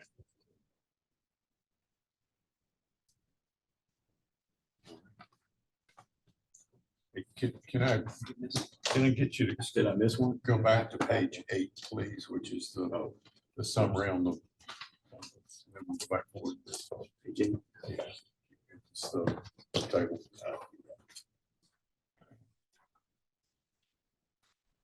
I want to point out here a couple of things. First of all, Fred noted that we had a 2.5 and almost $5 million worth of expenditures in FY25 that are coming out of fund balance, and then we've got a $6 million expenditure that's coming out in FY26. You have created a stormwater rate model built around certain activities being done in certain sequences, and that's coming to fruition now. Clear Run Branch is a good example of us spending a great deal of money to solve a very important issue. But over the years, we have been able to take money, thanks to council's foresight, to be able to raise this rate on a 1% basis on an annually, to be able to put some money away. And then when we come to the larger projects, we can pull it out of fund balance and use it. And you'll see that you've got an $11 million, $12 million worth of expenditures over the course of 2 fiscal years. Then it goes back down as we go back into some of the smaller projects. And it will probably also mean a reevaluation, which we're going to talk about in just a second, a reevaluation of the rate structure. But it has served us well over the course of the 15 years that I've been here. And I just wanted to point out the larger expenditures that were in the coming 2 years, and then we'll work our way back down. So Thank you. So the future projects, these also come from the annexation area master plan. And they're in the out years. All of these except the Willard Street project are on the annexation area. The Willard Street came up when we were starting to look at Greenfield Lake water quality, and this is in that watershed, so we want to do a retrofit for the city-owned wet pond there on Willard. We've already got the design complete with the grant. Now we just have to program it in a CIP to actually do the work. So that's what that was all about. I'll turn it back over to Dave. Great. So as Tony mentioned, we have a rate model that we use to help support what does it take to cost of service? How do we analyze that cost of service? Well, Jennifer and her staff maintain a rate model for us. Like a whole lot of information in there to be able to analyze this on an annual basis. First of all, the basis of our revenue is a fee structure. We bill based on a unit called the equivalent residential unit. 1 ERU is 2,500 square feet of impervious surface area, asphalt, concrete, rooftop. 1 ERU right now this year is charged $8.60 per month. It's on your CFPUA bill. Single family homes get billed a flat rate of 1 ERU. Non-single family property, we have impervious area information. We divide that area by 2,500 and then multiply that by the rate. And it's a parcel-based system. So it doesn't matter how many water meters are on a piece of property. If there's 100 water meters on a piece of property, we still send one bill because it's based on impervious within that parcel. And again, we rely on CFPUA to bill on behalf of us. I think what a lot of people don't understand is a city-based stormwater fee too. All our roads, everything impervious, we pay. That is correct. So based on the current rate model, the projections that we have to support, at least in part, not only the capital schedule that we've just gone over, but also the operating and the regulatory elements. We're projecting right now between FY23 to FY26 a 1% rate increase each year, which would basically mean about 8 or 9 cents on that $8.60 per year. And then after that, from FY27 to FY32, about a 2.25% rate increase, or between 20 and 22 cents added onto that rate per year. Keep in mind that some of the significant elements that go into the rate model is, first of all, how many ERUs are we billing? Right now, we have about 98,000 ERUs that we are billing that are part of the CFPUA database. Debt payments. This is debt payments for capital projects. We are currently still paying on 2007 series revenue bonds and 2015 series revenue bonds. And those mature in FY33 and FY40. We look at some bond covenants. Finance takes a very conservative approach, making sure we're meeting those bond covenants so we maintain our ratings. Operating expenses is always an important factor too, because we send people out there every day to maintain the system. And finally, the capital expense schedule. All of that is factored into the rate model to help us come up with these projections. Dave, approximately what is the revenue generated with 8 or 9 cents in a year's time? What kind of, never mind, I didn't put it through. Well, no, we can come up with that. That's okay. I mean, it's got to be significant. How many ERUs do we have in city? 98,000. Well, no, I'm sorry. No, that's system-wide. 98,000 ERUs approximately is what we can account for within bills that are sent out by CFPUA. Now, keep in mind, based on the fact that this is a parcel-based system, it's dynamic, changes every day. Parcels get subdivided, you may have one bill that turns into 100. We're constantly trying to maintain that information. We actually may have digitized or known data that says we have, in fact, we do over 100,000 ERUs. So there's always a gap between the two. We try to maintain that as, compress it as much as possible, but the dynamics of the data don't allow us to, they don't match up. They never will.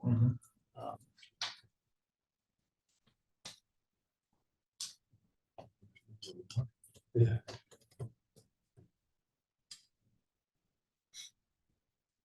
Any other questions? I'll let Luke ask that question next time. Thank y'all. I think the important thing to note here is, again, we are going to be coming to you in the relatively near future, probably with a rate increase, as opposed to an increased rate increase, something like that, from 1% to probably around 2%. This is the first time that this has been done in a number of years, as well as, and I think attributable to a number of things, not the least of which is the increased cost of construction, increased cost of materials. But they have been able to take a real advantage of being able to put money away and now bring it back out. And I think that's a tribute to the whole system, not only to the stormwater folks, but the finance folks as well. Dave, somebody was to improve their existing house and they put in another 800 square foot of roof and a paved driveway. When the county goes out and gives in their final CO or whatever, that's recorded at the court on the tax. But how do we capture that? Yes. If it's a single family house, we don't. It doesn't matter for a single family house. Doesn't matter how big the lot is or how big the house is. We bill them the same rate. We don't capture the impervious. The impervious area is much more important on larger parcels that have a higher concentration of impervious area. And this is, we're not unique in how we approach this because a lot of municipalities do it the same way. I was under the impression in the beginning that it was that whatever, I think we charged $8 or whatever, and it was based on a 1,200 square foot house, and anything over and above that was added on. So apparently that was in the late 90s. It was, we did some analysis. We arrived at a conclusion that 2,500 square feet is an average for different types of zonings in the city. It's an easy number to remember. It's an easy number to divide by. It's an easy number to explain to citizens. It'd be a headache to try to do it the other way. Probably no ROI to it that way. That staff time to pull down, work the software to purchase to get the information from the tax department. Right? 25% of your revenue comes from 75% of your accounts, which are single family. It's the opposite because the majority of your revenue comes from non-single family, which is 75% of the revenue. So that's what takes the lion's share of work to manage that information. If you add it on, capturing that information, the ROI is just not. How are we getting that data? I mean, is that a plug and play direct like conduit to the New England County Tax Department? I mean, how do we get that? Are you guys having to build? There's a variety of methods. I mean, some of it is new aerial photography. We sit there and look at maps and say, here's something new that's not part of it. We'll capture it that way. We have development plans. Seems like someone could create a nice little piece of software that would make that very easy. We utilize every means and methods possible to try and capture it. So yeah, I understand. Yeah, just seems like there's an opportunity for somebody who's got Oh, there's- a brain to put there's- something together. Correct. That's not me. It's out there. Dave, on the one 6% increase, 8 or 9%, to clarify, that's the change per month, and it's about $1 per year. Yeah, correct. Yes, sir. Just don't want anybody thinking it's 8 cents a year. Right. Right. Thank you. If there are no other questions, we'll move on. We heard comments from council regarding the CIP at the last meeting. We've gone back and made some changes with regard to that. And Laura will walk us through where we are, what it looks like at this point. Before we get started, we'll take a 5-minute. Okay, that's fine. That means 15. Okay. We're back. Thank you, Mr. Mayor. So I was going to say before we took that brief interlude, Laura's going to walk us through CIP recommendations. We rolled these out for you at the last budget workshop. You gave us some feedback with regard to what was included, what was not included. We've made some alterations. We'd like to bring you up to date on that. And then we're going to let her talk a little bit about the current financial position. So, Laura? Thank you. As a reminder, the multi-year plan that we're discussing now was supposed to be adopted in 24. Staff decided to delay that to focus on active funded projects and get those going, and then work on a strategy for the maintenance versus infrastructure, because we had not an imbalance, but we wanted to find a funding strategy for the maintenance. So we delayed it 1 year, and now we're back in front of you. At that time, submissions, we had 170 million in maintenance projects, and we had 400,000 in infrastructure. We've whittled those down, and we've looked at that. We came to you in November, discussed the strategy, and if you recall, we were making an assumption that the tax adjustment would be between 2 and 4 cents. During this time, since I've been director in 2016, the third CIP was forecasted to be at least 1.58 cents adjustment. We came in November, said it would probably be between more like 2 to 4. We came back in January to provide you those recommendations, and it wound up to be 2.5 initially. We got your feedback.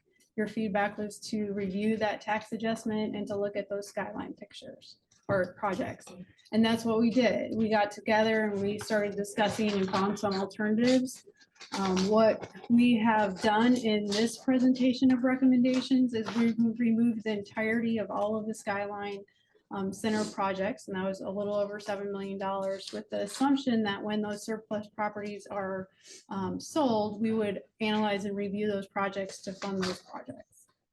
We also found 2 bridge projects that we believe could be successful with a federal grant, and we adjusted those down to have the match equal that, and I'll discuss those in a slide shortly. But we are continuing to recommend that 1 cent be dedicated to the maintenance needs. It will grow over time, and it will help us maintain the assets that we continue to put on the streets, and that we see come back that needs work. Hopefully we can do some proactive things so we can prolong that with that 1 cent.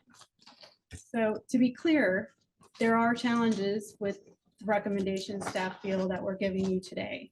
The CIP is now at a bare minimum. We're doing all of the safety issues that we think we need to. We don't have a lot of fun stuff in there that I know council would like to have, but it's at the bare minimum. And if those grants are awarded, because they're for bridges and they are full replacements, we're gonna have to come back and fund them. So if they're not awarded. So we will still have to have that money at some point in the next 5 years to fund them, because they're full replacements. And then when we delay projects, as we know with our most recent construction projects that we've seen, delaying only saves it in the short term, but in the long term, that project each year is getting more and more costly. And so we just want to point that out, that yes, if we don't do a tax increase for some of these other ones, next year it's going to be even more money to do some of them. So last question on the replacement of some of these, I know the 4th Street Bridge and the one at Pine Grove, the critical replacements. The one at Pine Grove floods, it's over hurricanes. Wouldn't that fall under resiliency plan in those particular cases, the federal government is more active in trying to replace them and helping us replace that particular particular bridge is a resiliency issue. And I'd like to call the attention to the fact that Councilman Waddell was instrumental in bringing an application process forward for us to look at. And he wanted us to apply for it in March. There are application periods in March and November. March was just impossible for us to reach. November is going to be enough of a challenge. And I believe that the group that went to Washington talked to, I believe, Senator Tillis's office, especially about resiliency opportunities. Upon further inspection of that process that Senator Tillis' office referred us to, we believe that it is important for us to apply through this bridge program first and be rejected or accepted by that program because of two things. One, I think the process that Senator Tillis's office referred us to was, I won't say a last resort, but it was envisioned that you would go through and look for other opportunities. The second is that you may be able to get more money, a greater percentage of funding from that process because it is resiliency and it would be, I believe, an earmarked process. But I do think it's important we walk through this particular one first. And I want to also bring out the fact that this would anticipate a grant on the order of 60%, not 80%. We had talked about the maximum award is 80%, but the more money you put into this, the more you realize back, or the more likely you are to have your project funded. So we've looked at a 60% funding opportunity. And we can bundle multiple bridge projects into one as long as it's under the $100 million mark, correct? And then that's a small bridge versus a large bridge. Which we, And then the final thing with regard to, and I applaud Senator Tillis's office for steering us this way. It is the application process through his office would also require a detailed budget. And we are not at a detailed budget opportunity yet. And I believe those grants were due today, those grants that from Senator Tillis. We are, again, not quite yet prepared, but I do believe we've got avenues on both of these to be able to seek funding for those projects. Okay, very good. It's two big projects. you will need, or it would probably be helpful at some point to get a resolution of support from the MPO. Mayor and I sit on. Yeah, once we finalize the project application, then we will go through that process. It does award points, I believe, for MPO inclusion. Even when it floods, that new bridge on Pine Grove, they did raise it up a few inches. Yes, sir. It's a lot better than it was. It doesn't rattle your brains when you go across it. We realize it's federal, it can be even better, so. If you recall this go around with CIP, we put two project categories. The first category I'm going to discuss is the maintenance. The maintenance are those smaller repairs to infrastructure that are typically last less than 20 years and can be funded with cash. And so what has changed since January? We have removed the Skyline building and put it in the unprogrammed. And then one minor thing, it's still in the program, the pedestrian and bicycle improvements. That is a fund that typically supplements other larger projects that are infrastructure. So it just kind of has to go to that other category and be funded by debt. So it's still there, it's just in a different category. So what does it look like? Right now, we have, over the course of the 5 years, we have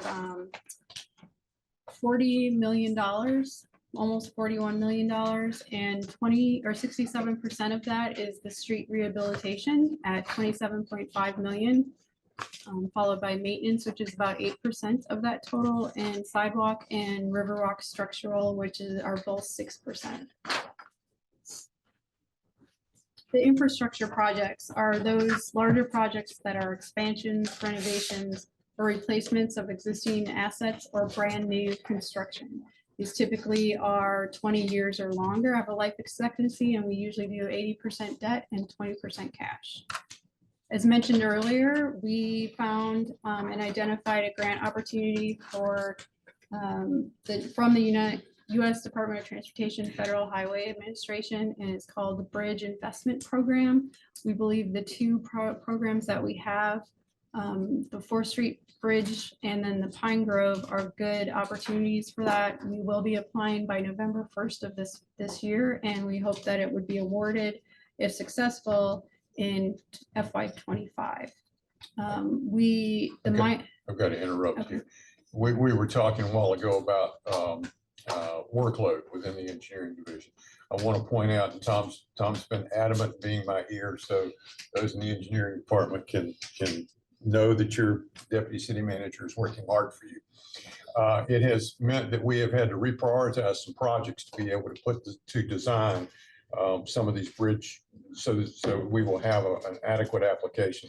So I just wanted you to realize, again, this is a balancing act in terms of being able to get projects done and then get prepared for next projects as well. And as Tony had touched upon, the grant does require a 20% match, but through the research, we found that if you have 40%, those tend to be the successful ones that are provided the funding. And so that is where we have landed in the CIP right now as presented. And then the second thing that we have removed are all of those Skyline projects that were around $7 million. So what has changed? Up here, we have the 2 bridges that have been removed, or at least 60% of their funding have been removed, and both of them are now in FY25. And then all those Skyline buildings have been taken out, all those projects. So your current infrastructure is $13.6 million. Keep in mind that we have identified $162.8 million that are still in unfunded. Those are things that fit our priorities and our strategies, but we just want to see if there's alternative funding, either through partnerships or grants, or when we have free up some debt service, maybe a bond program. But you can find a list of those right behind your presentation, because I want to make sure that you have those so you're aware of what those are. And then this fun, really busy slide is your entire infrastructure. So we do have some other infrastructure projects that have not changed since January. Those include the enterprise funds, as well as 2 projects that come from the general fund. On the infrastructure side, it's the last year of the 88 building compliance. Go back one slide. So that grand total, this is the updated recommendation, 13,635,000. What was the 29.3. 29? Wow. Okay, yeah, thank you.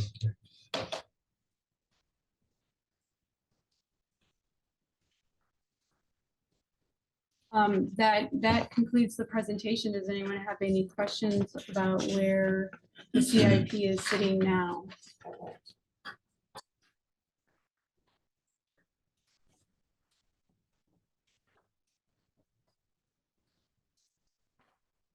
This would be an opportunity, if you see projects in there that you do not want in there, or projects that you do want in there, to let us know about that.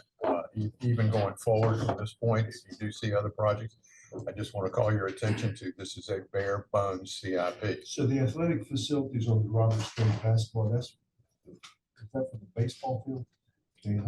I believe that's the lighting for the basketball. Outdoor?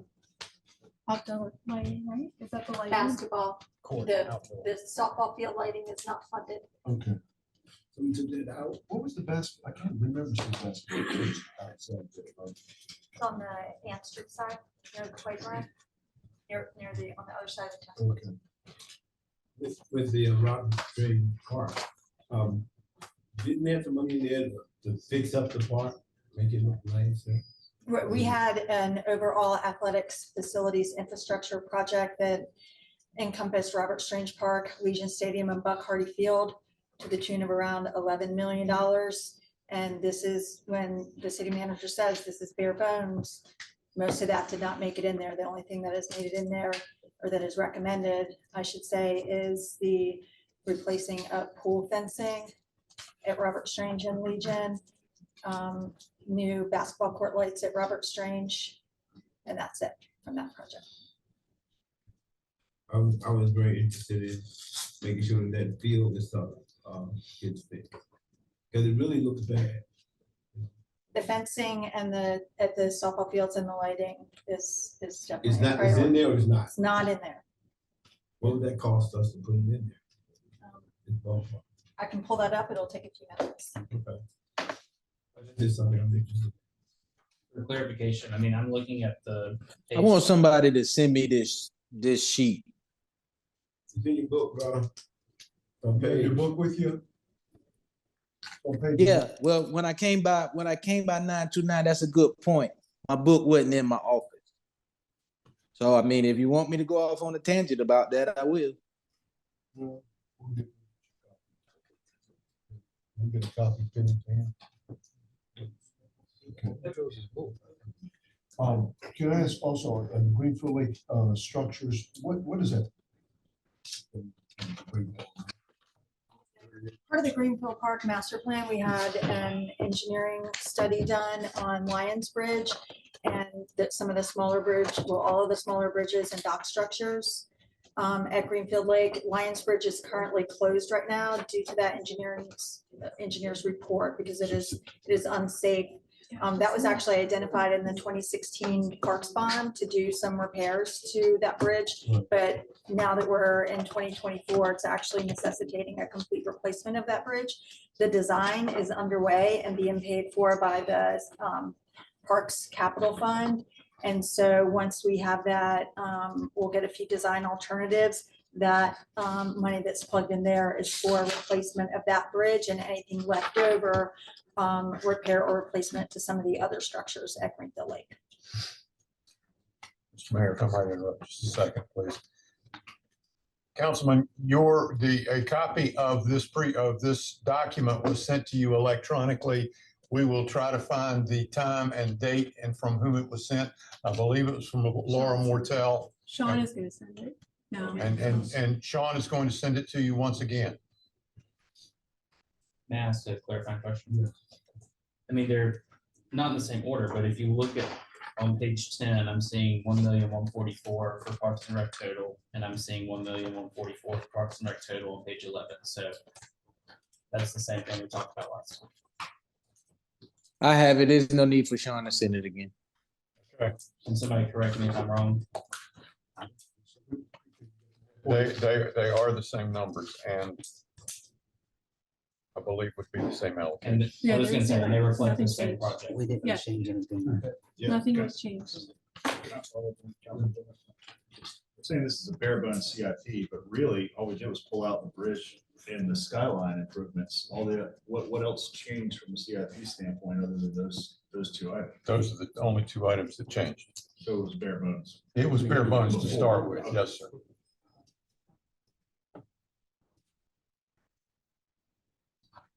There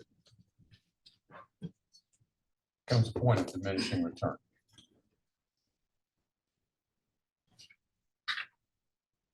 So,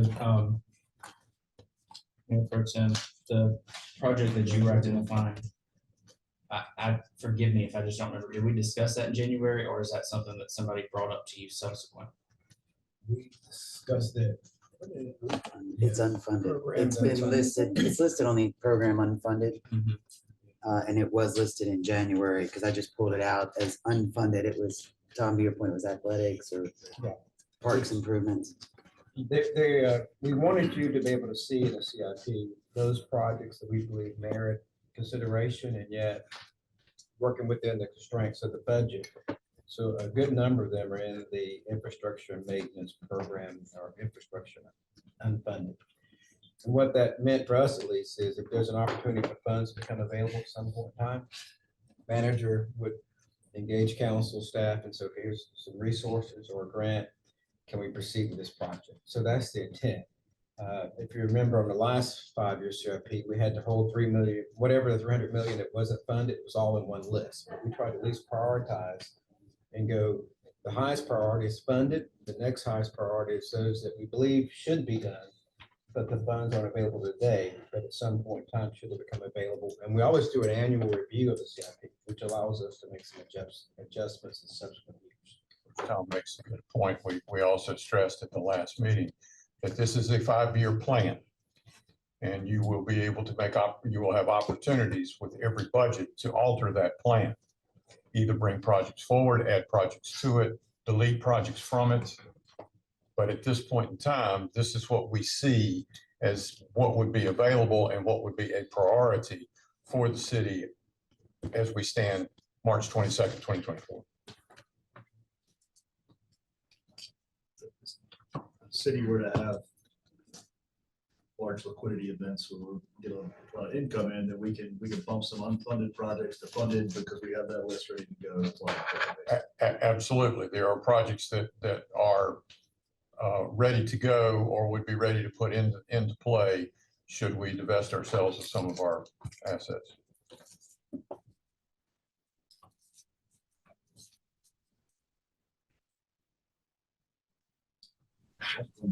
This may not be infrastructure, but I have a lot of people that reach out to me on Allen's Lane corridor. Can you?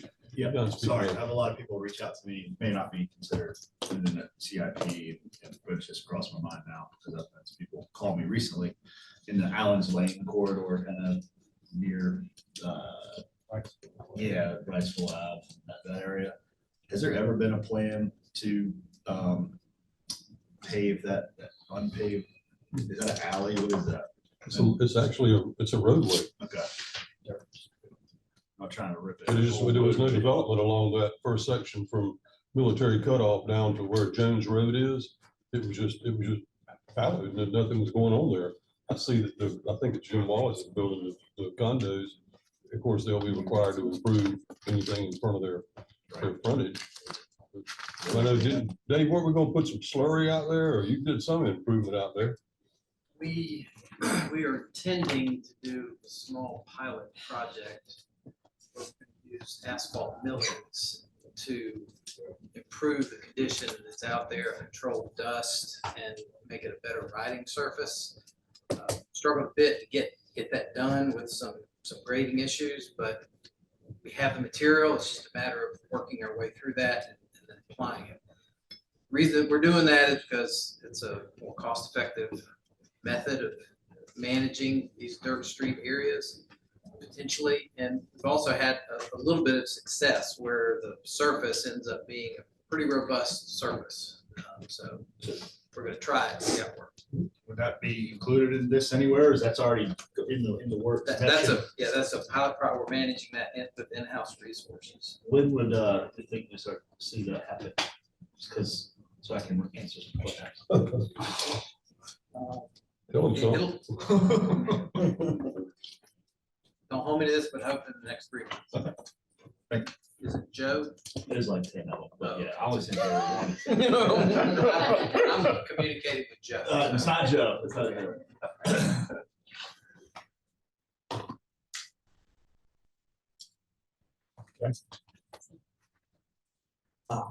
There's no other input, and we'll move on to the city's financial position.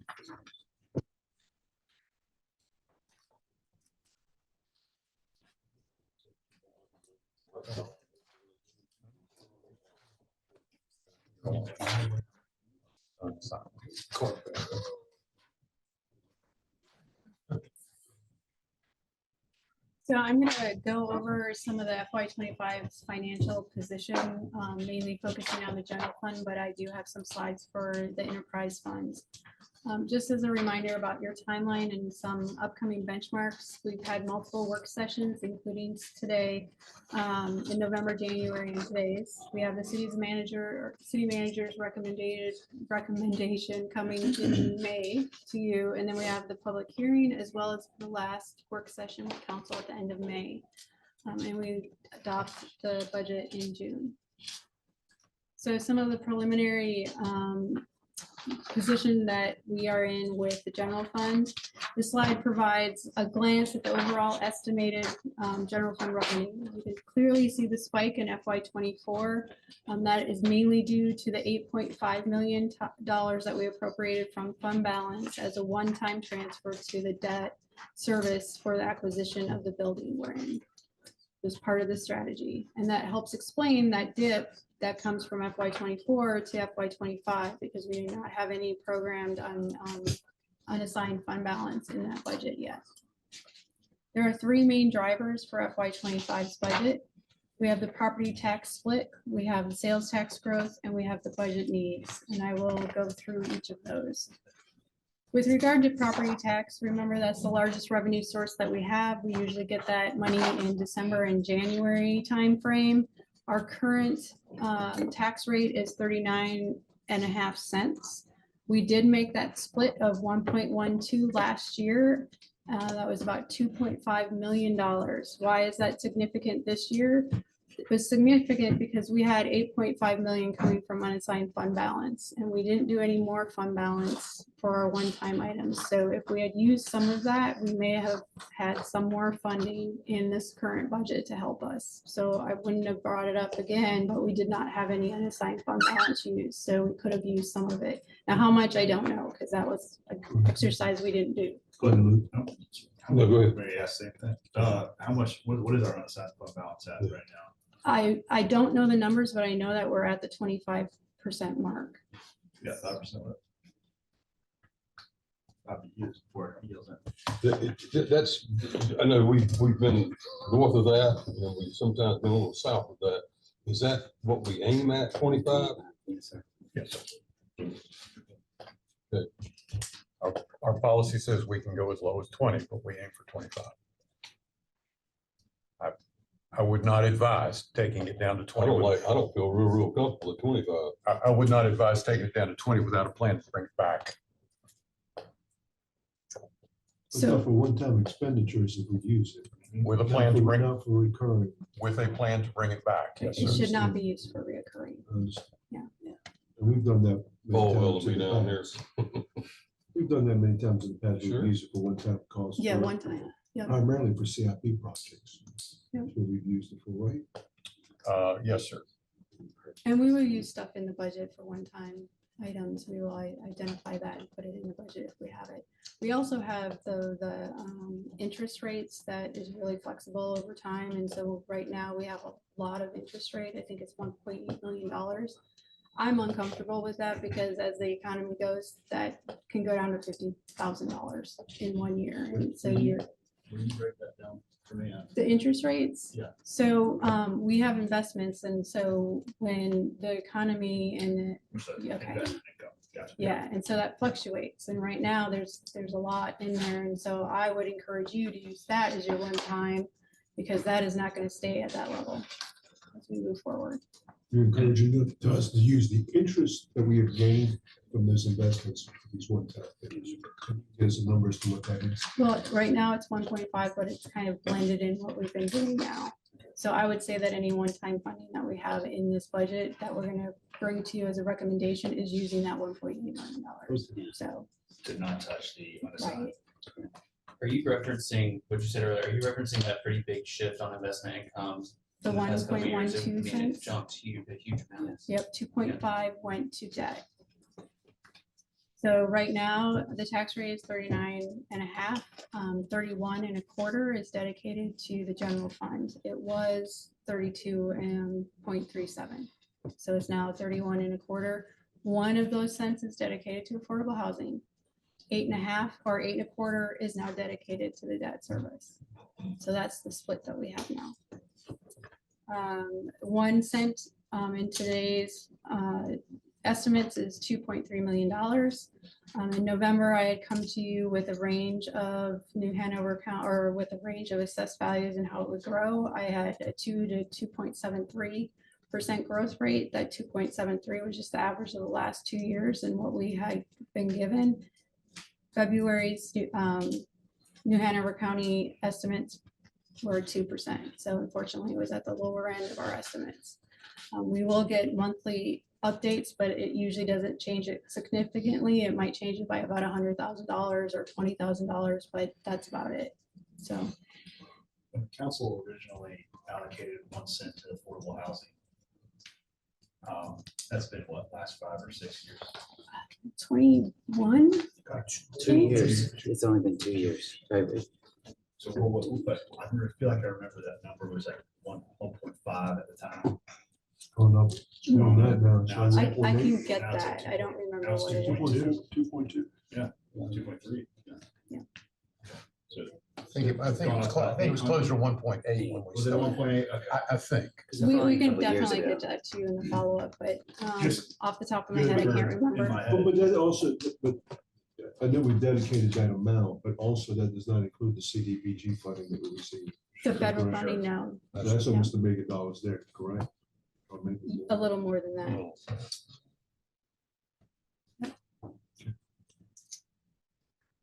So to give you a picture of the revenue growth year over year, you can see that it's pretty steady. The FY 23 to FY 24 dip that you can see here is that 1.12. And then we have the 2% growth, which is clearly evident in this slide here for the preliminary FY 25. This slide is to really show the sensitivity of the reappraisals. Oh, wait, I skipped. Sorry. This slide is show the sensitivities of the reappraisals. After every reappraisal, you can see that it's a steady growth. There's not much that you can do with property tax. There's a growth rate between 1.5 and 3% generally, and it falls somewhere in the middle. As you can see, it's 2% this year. So the only way that we can really get any more funding is through a tax adjustment. The next reappraisal is January of 2025, and it will impact the FY 26 budget. Sales tax, my favorite one. This is the one that keeps me up overnight, because this is one you can just throw at a dartboard and it can change tomorrow. So sales tax is really the hardest because it is based on the economy, consumer confidence. Other unpredictable things that we've encountered over the last couple of years is Hurricane Florence, recovery from the pandemic, which greatly impacted that. FY 20, prior to that, the rule of thumb that we were always growing at about a 2 to 3% higher growth rate than the state. And that's because this tends to be a destination. We have a lot of tourists. During the pandemic, I don't think anyone in the US could have planned on seeing 13% growth rate over the prior year. We knew that couldn't be sustainable. And we didn't know exactly what it was. Everyone was spending their sales or their savings. Was it all the stimulus money going in? We just knew it wasn't going to sustain that rate.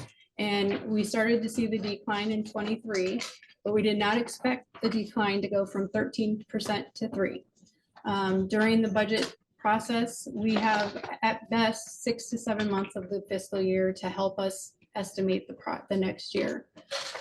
We were going at about an 8% was very reasonable, and so we budgeted the 8%. It was 6 to 8% depending on the sales tax category, and that's what we budgeted.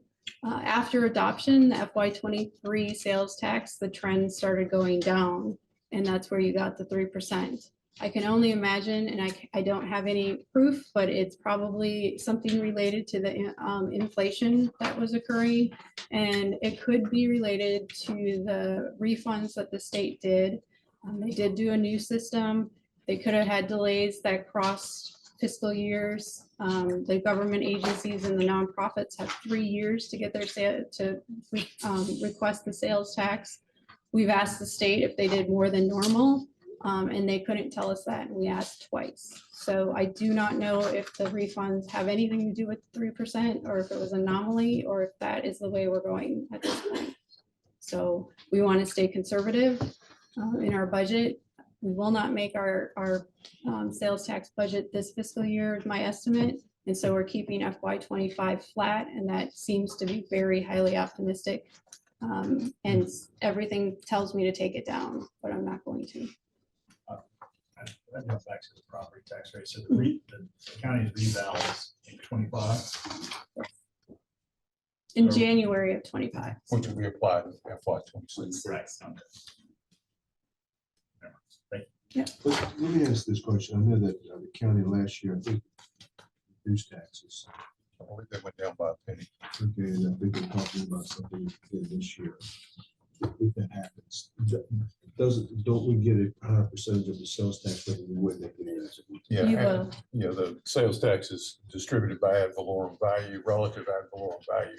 So if somebody goes down on their tax rate, then the distribution goes up for across the board. And if we go up on our tax rate, then it increases our bigger, gets us a bigger percentage of the pot. And you see it only the last 2 months of the fiscal year. So It it takes it 10 takes 10 months to actually see that change. We are very trusting. Yes, sir, we are. So this slide provides a glimpse at the figures, year over year growth. You can clearly see the 13% in FY21 and FY22. And then it jumps to 2.8%. And so our estimate is a growth rate for FY24 is we're really going to be seeing maybe around a 3.1 instead of that 8% we budgeted. And then keeping it flat, that goes into the 10.1% increase, which makes it a little bit highly optimistic. And I can show you why on the next slide. The next slide will bring in pieces because it's a busy slide. So this is a 9-year slide. You can see that we live in a hurricane zone. So for the most part, FY17 doesn't count. I think that was Matthew. It was a minor hurricane. There wasn't much repair, but you can see that in 19 and 20, we had 2 hurricanes, Florence and Dorian. The blue is the actual budgets, and you tend to have more sales tax spent when you're recovering from a hurricane. You can clearly see in FY21 and 22, that is that 13% over the year prior. I can't give you an explanation for that. And then we started seeing it come down in the last months of FY23, where it was only 2%, almost 3% over FY22, which is why the FY24 budget is estimated at maybe $41.5 to $42 million that we believe we'll get out of the 45 that we budgeted. Go ahead. How do you arrive at that, your estimate? Well, there's a lot. So I can do 12 months of a rolling average. I can do trend analysis. I have like multiple things to look at. Various financial forecasts. I talk with the School of Government. We talk with among partners and what they're seeing. I'm not thankful, but I'm thankful for my own confidence that other people are expecting, have seen the same thing statewide. I will say at the managers meeting back in February, we had a presentation, and pretty much the state was saying you should plan on flat growth from this year to next. Because we've been wrong. Yes, sir. There is no doubt we have been wrong. Okay. And then that is why we're keeping the FY25 budget flat. It's highly optimistic. You can see that from 41 to 45, that's expecting $4 million. The only time that we've done that twice in the 9 years, but that was one of the times was in the pandemic, and the other time was Hurricane Florence, which we knew everyone was recovering heavily. So we just wanted to remind you that that's a little optimistic, but we think we can handle the budget as presented today. With regard to budget needs, you can slice and dice a lot of these things I'm going to show you any way possible in the spreadsheet, but this is how we're going to do it with you. We have budget needs between 7.8 and $8.6 million that are on this slide. These are what I call base needs. We have the employee compensation package that we had shown you in January, some of the findings that we had, and this is to keep our compensation package competitive with everyone else who's doing the same thing that we're doing. Everyone's looking at theirs, keeping it tight. They're going to increase it. They pay Peter to pay Paul, and we steal each other, and we all try and get it at the same place. But we're going to need 4 to 5% of the base salary to be able to do what we want to do. We have the state retirement system that we pay into and are required to pay into. That's about 1% higher than last year, and that's about $700,000. Sorry, I know we're gonna go into this later, but the employee compensation package, is that across the board? every position talking 4 or 5%? No, that's just a number of, from the salaries and then the benefits that would be required for that. And then the package is being developed now. I know that. Okay. We have the Skyline building. We did not increase taxes last year, so everything that we have for this building is one time. So we have to find ongoing operations to pay for this. The $3.1 million is offset slightly by about $262,000 from lease payments that I can budget in FY25. We have about $300,000 over the course of the next years when the surplus property is sold that will be able to transfer to other needs when that happens.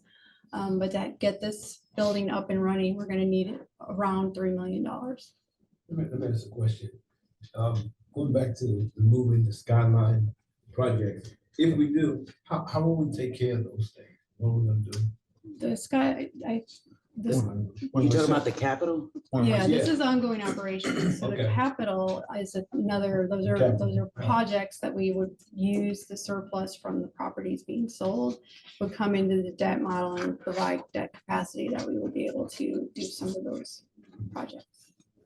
This is just general operation. This is general operations, just keep the lights on, the utilities, maintenance contracts that we need, elevators, and the like that. Are we gonna get an update on where we stand from a leasing standpoint? How much square footage we have still available? And that was a big component that went into the whole plan of how we were going to finance the OpEx that we knew was $3 million. So I'd like to see where we are.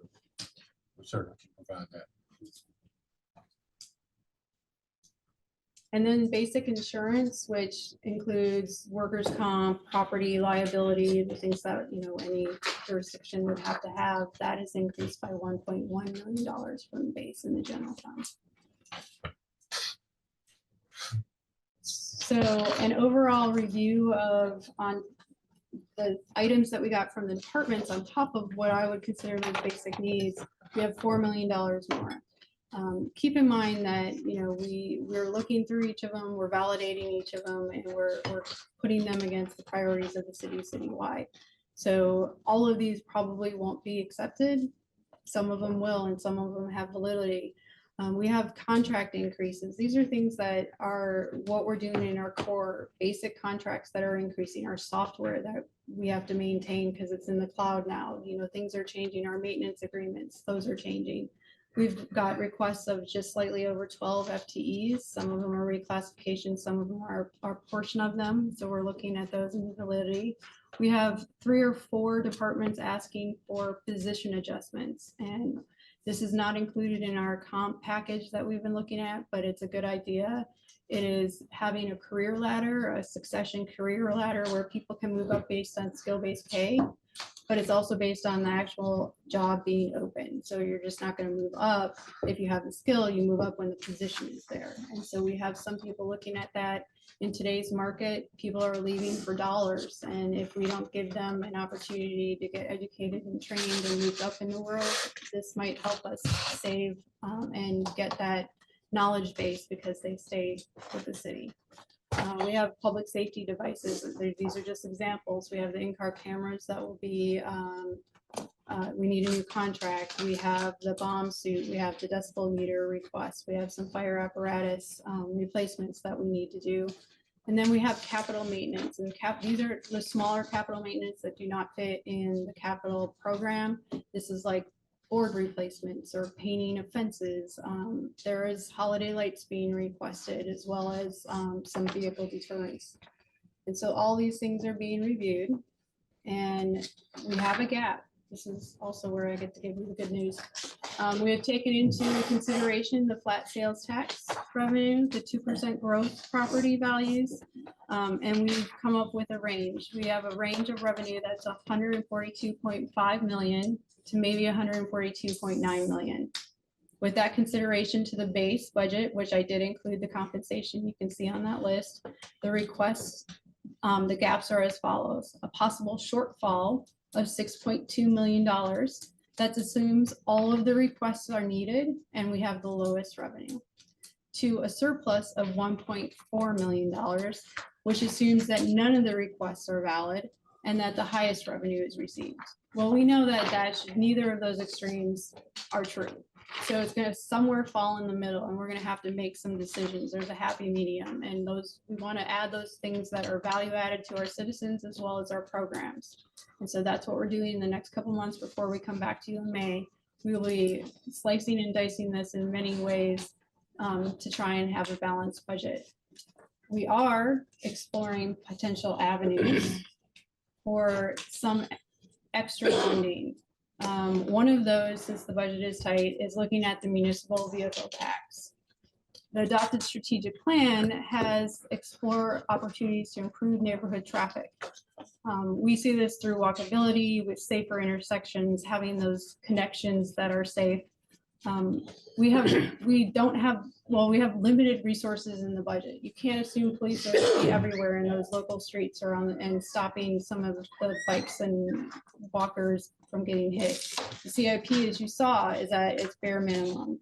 And our traffic calming measures, we have no substantial ongoing funding. We did have a program. That program ended with the last big recession around 2008, 2009. And we have not put it back in. We've done some things here and there. Traffic incidents occur for many reasons. As everyone knows, everyone has a distraction. Those electronic devices people are addicted to. You have traffic volumes, you have speed, you have weather. And then the multimodal capacity. Do we have the facilities located where they should be located for safe walking and pedestrians? So what we want to do is make these numbers go down. Our current estimates that we received between 2019 and 2023, we had just under 400 incidents between bikers, walkers, and then the vehicles. 74% of those, 294, were in our local streets. For what? Local streets. So 74% of those were in local streets in Wilmington.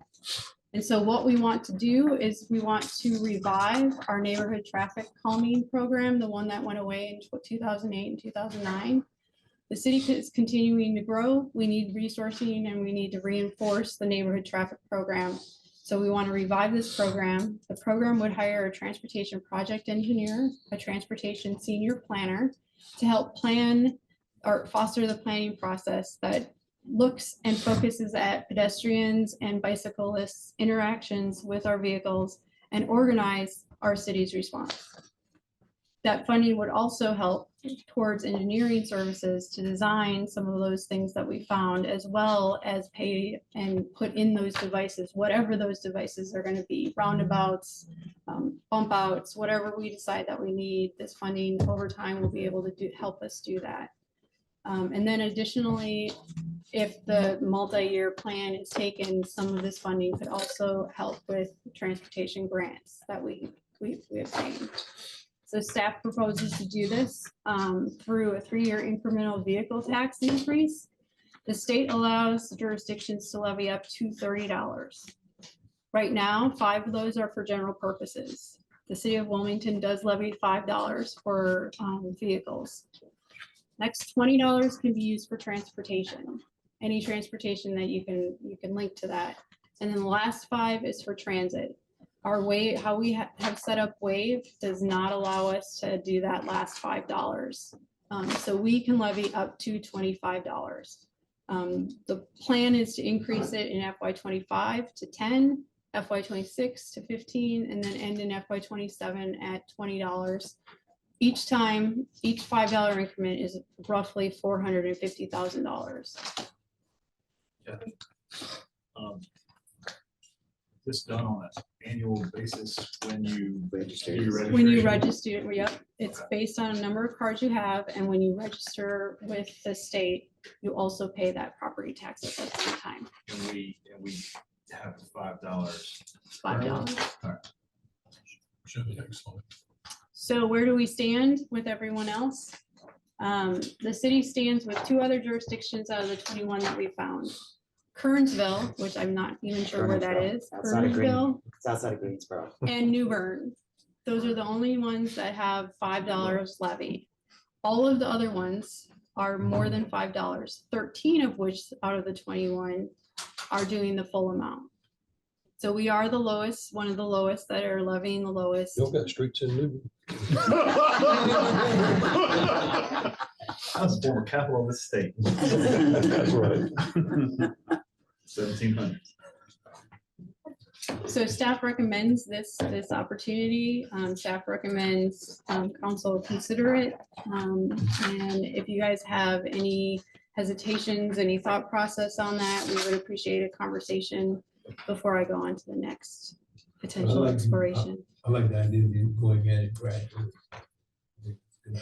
Going at it what? Gradually, rather than just jumping from. Yeah. That's right. You know, if you got it, if you have a piece of property, it's an investment property, or if it's your own home. And well, let's just go with investment property. That's the one that gets closest to home. And your costs start to increase that you can't do anything about.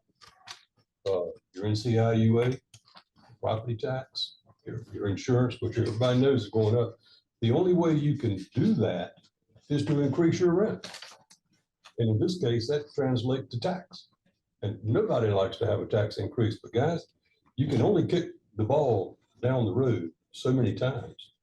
I mean, we've already seen, I forget what it was you mentioned earlier, we didn't do something 8 years ago and now it's twice as much. CFPUA and the Southside Wastewater Treatment Plant went from $138 million to 237 in today's dollars. So there are some things that we've talked about here today that are extremely important. And we can, we dropped a penny last year, which, everybody wanted to show off because we bought this building and wanted to show them that it didn't have any effect on it. We probably shouldn't have, because taxes is what drives the car. And nobody ever formulated a perfect tax plan that you would get 100 pennies out of every dollar you tax. It just don't happen here, state, federal, anywhere. But it's what drives the vehicle. And we can pump our chest up and say, we held the line or whatever, but look what we're not doing. Those are my statements. Tony, on the increase, and you talked about 2 positions for traffic calming, somebody that would plan that. With those individuals, look or evaluate, and then just help with the design, because we're still gonna have to go out for a design process. Or do we consult out and have help look at it, give us those recommendations, and then take those recommendations, take them directly to the engineer, and help them decide it, some oversight. What we've done in the past is we've contracted out most of this and allowed our engineers to become project managers with regard to those efforts.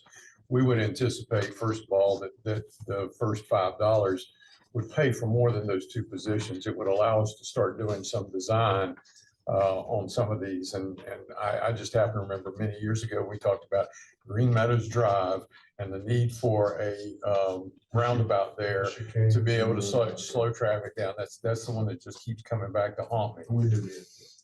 But the first year it would allow us to hire those folks and then be able to put some money aside for engineering services associated with design work. But I think also most importantly here, is we are missing an opportunity, and Councilman Waddell's exploration into the grant field with regard to bridges is a good example. But as we go through these transportation projects, there are grant opportunities, and I'm going to be very blunt. We're not going to be able to do what we want to do down on Independence Boulevard without a grant.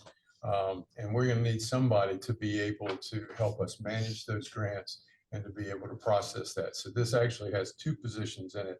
One, which is an engineer, and then one, which is a manager and a grants person. All right, let's stop for a second.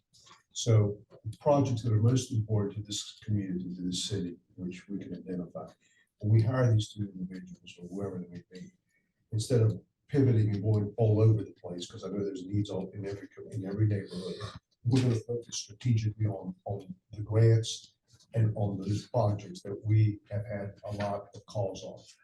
I'm just thinking about anything near the university with those college students coming in and out of the university, going through those neighborhoods on the Riceville Avenue, going to wherever they are. We've heard tons of calls off of Hooker and other roads up in that area. And of course, there's others, I can't think off the top of my head, but instead of, scattershotting it, but really laser focusing on the priorities as opposed to, oh, let's do a whole neighborhood plan for the entire city, which is going to take time and effort. And then I come to you folks and say, well, which one do you want me to do?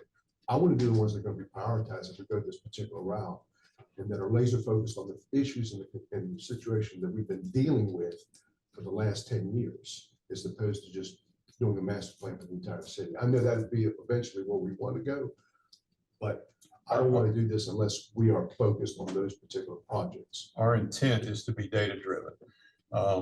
And this ties in very closely with what the police department is seeing with regard to increases in pedestrian and vehicle interactions.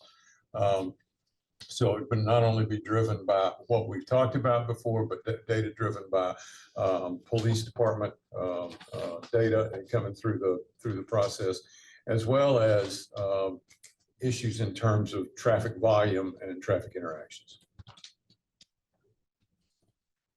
I don't anticipate coming back to you with some plan for the city. I plan on coming back to you with a list of items that you get the opportunity to comment on. We tell you how we arrived at that, and then you come back and say, you're missing this, or you're not doing that, or you should move this forward. That would be the intent. It's not to do a citywide. You remember like Chippenham, some of it's got to be designed. You got to put something in place to slow traffic down. South Front Street, we get complaints about speeding. The way we got to build a program, but I envision the way Tony, the manager, works is that we're going to identify what we believe and understand from data and from community what the priorities are. An opportunity to let council know, because this is really a collaboration. So we understand that we think these are the priorities. And you give us feedback, guidance, like the manager does on any major thing. There's almost the engineers that are out there right now that focus on what they've got to finish. We've got to go this particular route to address the other issues that we're all talking about here. That's why I would at least like to see that prioritized. I let them do what they've got to do. I don't want to pull them off of any more projects. Well, we're kind of piecemealing our speed limits in our neighborhoods. I would go so far as to say, if you've got a double yellow line in front of your house, it's probably 35, but if it's not, it needs to be 25. And we're doing it piecemeal. I just had a call the other day from the folks in Hanover Heights. They've got one street in there that's 25 miles an hour. The rest of them are all 35. He said, and it's caused people to go to those streets. That whole neighborhood, that's a cut-through neighborhood. That neighborhood needs to be 25 miles an hour. Chippenham, we're working on that right now, aren't we? To get that, what is that? It's 35 right now. On Chippenham. But you know what? When you turn in off of 17th Street into, what's that, Estates, what's that? Carriage Hills. When you turn off of 17th Street onto Carriage Hills, there's one sign that says 35 miles an hour. Because I took an hour the other day and rode up and down every street in Carriage. There's not another speed limit sign in that entire neighborhood, and they want it to be 25, and they deserve for it to be 25. Maybe they'll go 35 once it says 25. But we need to do that in all of our neighborhoods. We just do. And in many cases, as Don Bennett told us before, Dennis Kenowitz has told us now, it's a visual thing with regard to many of these streets, that they are so broad and so unencumbered with obstruction that it breeds a higher speed limit. If you can even put some lines on the side of the road or put a roundabout in the middle of an intersection that allows for continuous but slowed down traffic. If you can visually slow those folks down, it's a whole lot better than having to put a police officer out there that we don't currently have. But the cheapest thing to do, Tony, is put signs out there. And if that doesn't work, then you come back with traffic calming measures. There's one roundabout in Carriage Hills.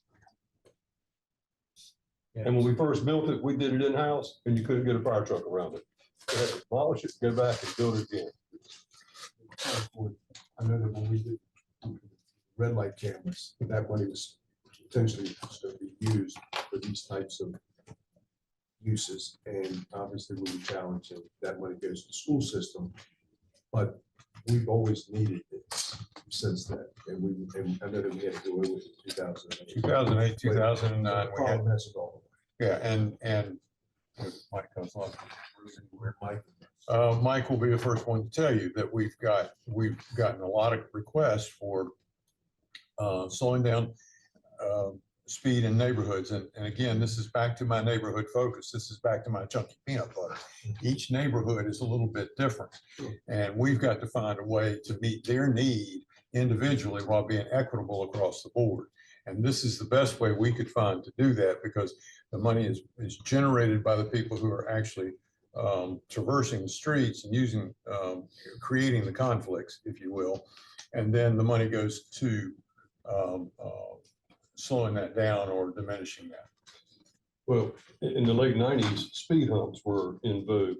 Everybody had to have a speed hump. Then 10, 15 years later, they wanted the city to take them out because they didn't work. They'd hit a speed hump, slow down to 20, and then or they go AJ to for the another next one. road. Yeah, Or exactly. they pivot over 1 block or 2 blocks to avoid the speed humps and created another traffic problem in the neighborhood. But again, this is going to your strategic plan. It's talking about building on our neighborhood concept and recognizing the individuality of in the community, as well as to some degree being as equitable as we can, because the more vehicles you own, the more $5 you're going to It's pay. a user fee. Yes, sir. Essentially. Yes, sir. Well, we're a city of neighborhoods. On that end, my question is, what's the thought behind staggering it between now and 27? I mean, if we're not gonna do it, we're not gonna do it. If we're gonna do it, we're gonna do it. What's the thought behind? It was just as Councilman Barnett brought up, it's to ease your way into it. Going from $5 to $20 or $25 is probably going to be somewhat burdensome on some folks. But yes, we certainly could go straight into it at $25. This is an annual thing. Yes, sir. We're the lowest city, one of the lowest One of cities. the lowest. 1 of 3. Yes, sir. And I so really what- appreciate that you did that. I'm Yeah, sorry, that's right. That you did the benchmarking, because we're seeing cities up there that are much younger and much lower rate growth that are. Taking advantage of. Well, I mean, it goes right back to what the state's trying to do now with the tolling. It's for their user fee, whether we like it or not. I mean, they've been pretty clear about it. Obviously, we have a battle over here on the bridge, but that's what the state's for. It's for the user fee. They're not gonna raise gas taxes, no, so they're gonna say, if you use the roads, you will pay for it. You know, and this is just another revenue source. It was around the mid-2000s that cities were saying, we need more revenue for roadways, as I recall. And the power bill money wasn't growing at the rate it was, but more fuel efficient. And so this was a mechanism to give cities more tools to address transportation mobility, which is why you only have $5 to be used for general government, and the rest of it's either transit or transportation mobility. And I feel like, you know, we have high standards in Wilmington, and we need to really be able to invest in creating that environment more walkable, more bikeable, even just the neighborhood's been safer. So the kids and parents walking and elderly feel a little bit safer. But right now, our only response is we'll do a traffic study, look at the data.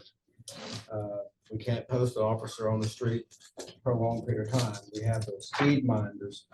But we'd like to be able to actually make some adjustments to the roadway or the environment to actually encourage people to slow down. And going back to your question, Councilman Joyner, also startup of the program will be slow to come. I mean, it will take us 3 months to 6 months probably to get these 2 positions hired. And then we would have to design, we'd have to choose the projects, design those. And so the idea was, it wasn't as necessary to have much. We certainly could go to a $10 fee and then to a $20 fee. But it was the idea that it's a gradual kind of thing. I'm all for that. That quarter-cent sales tax would have sure come in real good right to this conversation. Yes, sir, it would have. I'm all for 10. Just go. Because I'm just looking at the needs, and I'm looking at the growth, and I'm looking at all that traffic that's coming in from the west into the city every single day, and then what's happening in the neighborhoods, and cutting through. I see it all over the place. And we're being real here. Yes, sir. I understand. We're not gonna fix it with marshmallows. I think we have consensus here on that. I'm just trying to figure out what the other benchmark cities, so, okay, there is numbers over there, sorry, never mind. So there's some at 30. Yeah. They have transit systems. They have, yeah, they have transit systems Yeah. embedded in their organization. Yeah. Cleveland's at 30. Cleveland's at 30. It's not really- As far as the investment, they see this as a. Chapel Hill has a wonderful captured audience there. Yeah. The Yeah. students. They also Yeah. committed to a fair free. Yeah. Which the university pays for. The university funds it, yeah. Respectfully, Chapel And the Hill, towns. Chapel Hill's not collecting that from Yeah. students, because students aren't re-registering their cars. That's So they're true. not actually That's collecting true. them. It's the university as much too. We get a check every year from the ABC board. Does that money slide into the general fund, or can that we earmark that for something special? It is not earmarked. Huh? It's not earmarked. But could we? If you do that, you take away from what it's already paying for, but you I could. understand. Certainly. I'd like to see what we spend it on. Just a It's gift. It's just the It's general just fund general fund revenue. expenditures, everything, salaries, utilities, cars. I mean, that's like manna from heaven. You get that. If we were to, Councilman Joyner and Mayor's points, if we were to take a approach where we didn't do a gradual increase, we would be able to utilize, but we know we need to hire, if there's leftover funds, can we use those for? Transportation related expenses. Yes, sir. Yes, sir. So I'm gonna hear them say we wanna go from instead of $5, $10. So go to 15 in FY 25, What'd you say, Doug? bring it up to 15 instead of 10. And then a year later, go to 25 from 15 to 25. Evaluate. Go to 15, yeah. We'll take a look at, we'll take a look at it. That money's. At least start off with 10. We'll take a look at it. Thank you for that feedback. The last option exploring for the general fund is a property tax adjustment. I gotta get to the slide, sorry. A property tax adjustment. We have not narrowed down the amount that we need. As I said, we're going through the requests, but we envision this to help us pay for the compensation package, the Skyline Center ongoing operations, some key strategic positions and the legal obligations. And the legal obligations, I mean, the contracts we already have, maintenance, software, those types of things. If there's no other questions about the general fund, I'll move on quickly to the enterprise funds. The enterprise funds have a similar process. I just wanted to make sure that you understood. The one difference that they have is they have to submit it balanced. The revenue and expenditures have to be balanced, so they submit with their fee adjustments. Their requests are all still reviewed and scrutinized, just like the general fund requests, and recommendations are always presented at the city manager's budget in May. Parking is balanced at 8.9 million. This is an increase of 5.1%. This includes contract increases, mainly due to the credit card fee. We do have a placeholder in them that's for the highest amount for the compensation, depending on what that is. We have the new parking facility at the Skyline Center that was budgeted, and the revenues are also included. And then we have two surface lots, so Coast Guard location and Salvation Army that we have to start programming. And so how they're at the 3-year plan, a fee adjustment. Later today, we'll have a presentation of that, so you can see what the 3-year plan was at the time that will fund what's going on in parking. Yes. Is the surface level, the surface parking lot right here, are we generating any income off of that? No, sir. Could we? On short term? Yes, sir. If you talk with our finance director. That's right. I just. You gotta be careful. There's a lot of finger pointing going on. Very important piece of Ms. that Ms. question. Moretti, do you want to try to explain this quagmire? I guess not. I'm standing up. Oh, okay. When we talked about the purchase of this building and we put out our financing structure, a big piece of that was a variable rate. So we had said that the 2 parcels we would sell and use those proceeds to pay down the variable rate. And so that is, we had subdivided that lot and that is one of them. And so the idea. When you of- say subdivided, you split it off from the. It was a from part of this yes, building. okay. Yeah, it was all one lot. We subdivided it so that we could Okay. treat that as a separate parcel and then, sell that to get the proceeds to pay down that variable debt. And so if we start using it, or that is council's decision to start using that and not sell it. Well, I wasn't saying that. I was just saying on the short term, could we generate any income at all and use it? Make a little money. That is a decision that council makes. That is one of the nicest parking lots in the entire city. That is part of our taxable Chance. portion of it, sir. I think taking away any constraints from finance and how we decisions with the lot here. Just parking alone, Live Nation concerts, 240 spaces, sounds $20 to $30, 35 to 40 times a year. You do the math, and yes, there's revenue. Let's do it. There's also I mean, costs it just- go into setting that. Pardon up. me? Also costs go into setting up that parking. So that would be offset by any. Well, what's those numbers come out to? I haven't got my thinking cap. $385,000. Logan 216. Okay. Minus, you Minus know, the some admin. contractual fees for parking, take away, 10% or less. My minimal setup is just staffing enforcement. Well, I mean, it's gated. Yeah, we probably wouldn't use the gate. There's the startup capital to run it those 35 times. We have the time to do that. It's not. It's phenomenal. It's not. Yeah. I'm just looking for any money anywhere. Thank you. No, I'm just trying to figure out what Ms. Moretti's not saying. The key is not in what she says, it's what she doesn't say. So what do you not We think? ultimately need to sell it. What do you not think? It doesn't contract us today. Yeah, I think her concern So let her say, is that we won't sell the property. Is that correct?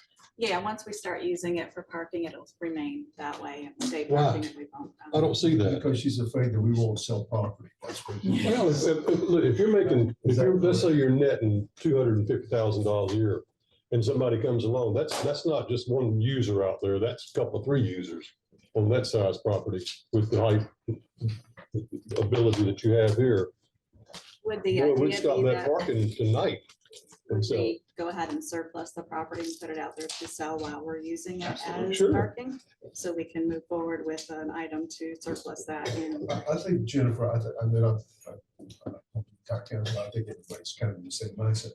Our goal and objective is to reduce that debt cost as quickly as possible. It's a #1 priority and has been, and I know it puts us in a much better financial position by doing that. If we use it on a temporary basis, as I think what Charlie's doing to, for concerts, what have you, until we sell it, that's not gonna hurt anything. I know you want a commitment from us, or at least to say, yes, we want to sell the property, which I do personally, I think. it's- absolutely. Yeah, so we several could come million forward dollars. with this item to surplus the property and that would allow staff to go forward. Sure, with, absolutely. yeah, selling it and then in the meantime. Like, may make it even more attractive to somebody, I think Charlie's point, then at least you see what the revenue stream. Potential Bottom is. line, revenue stream. Is there anything else you're not saying? I think she just said it. You just gotta tell you're gonna sell. You can't tell you're a holder of property, you gotta tell you're a seller. You got warehouse and property, that's what she's afraid of. That's what they're all afraid of. Y'all think Chad and I are the driving force of this economic development stuff? No, Can but we thank stop you for a for second that, so about- we can about move the forward parking with real that. quick, just parking's fun. Come on. One question before. Go ahead. how soon do we want to flip the switch? I mean, Tomorrow? concert season starts. Be ready for it. Tomorrow. Jennifer's gonna be collecting all the money at the door. What Jennifer decides to do with the money, it's director of finance. Can we play the money management now? I think as quickly as possible. You got concert season coming on. If you're gonna make any money with it, this is the time you're gonna make it. And we want to surplus it too. So I'm just saying the revenue from the parking. you feel comfortable. We'll work our way through it very quickly. But let's go to the parking fund. Are we gonna talk about the parking? Yes, sir. Now would be the time to talk about the parking fund. Okay. I want to be like our beach cities. I want to be able to use more of this money to help offset some of the costs that we're all getting impacted with. And, you know, we always have talked about the people that use this community, maybe not reside here and pay taxes here, but they do use it. And that's what the beach communities get a benefit from their thing. I'm not saying going to $5 for the love of God, but I do want to have a little bit more of an understanding of where the people are coming from, which is the matrix and the facts and the information that I need to make that determination in regards to rates, and also to give a lot of people an understanding. And I would imagine, based on what I've seen and what I've heard down there, the majority of the people are not from Wilmington. The majority are coming from out of the area. Let's let Laura address this. So this presentation was done prior to a decision that we put in the current FY25 budget as a proposal. Parking is gonna start paying the general fund $250,000 a year for debt that we've already paid for parking. I don't know, I'll get the number for you for the follow-up, but it's over $10 million that the general fund has paid. And so we believe that their fund can handle the 250 on an ongoing basis coming back. And so we wanted you to know that that's also going to be helping supplement that gap that we have. So there is an increasing fund balance in the parking fund. We've been able to take advantage of from time to time. This will start us down the road of taking advantage of it on a regular basis. Once we get the new rate into place, the third year of 3, we will have a better idea of stability across the board with regard to consistency of funding. And then we'll begin to look at where we can replace general fund money with parking fund money, but only where appropriate. But we can use that money for infrastructure improvements primarily in the downtown area, because this is where the parking, but majority of the parking is. In regards to infrastructure improvements and stuff of that nature, if we wanted to.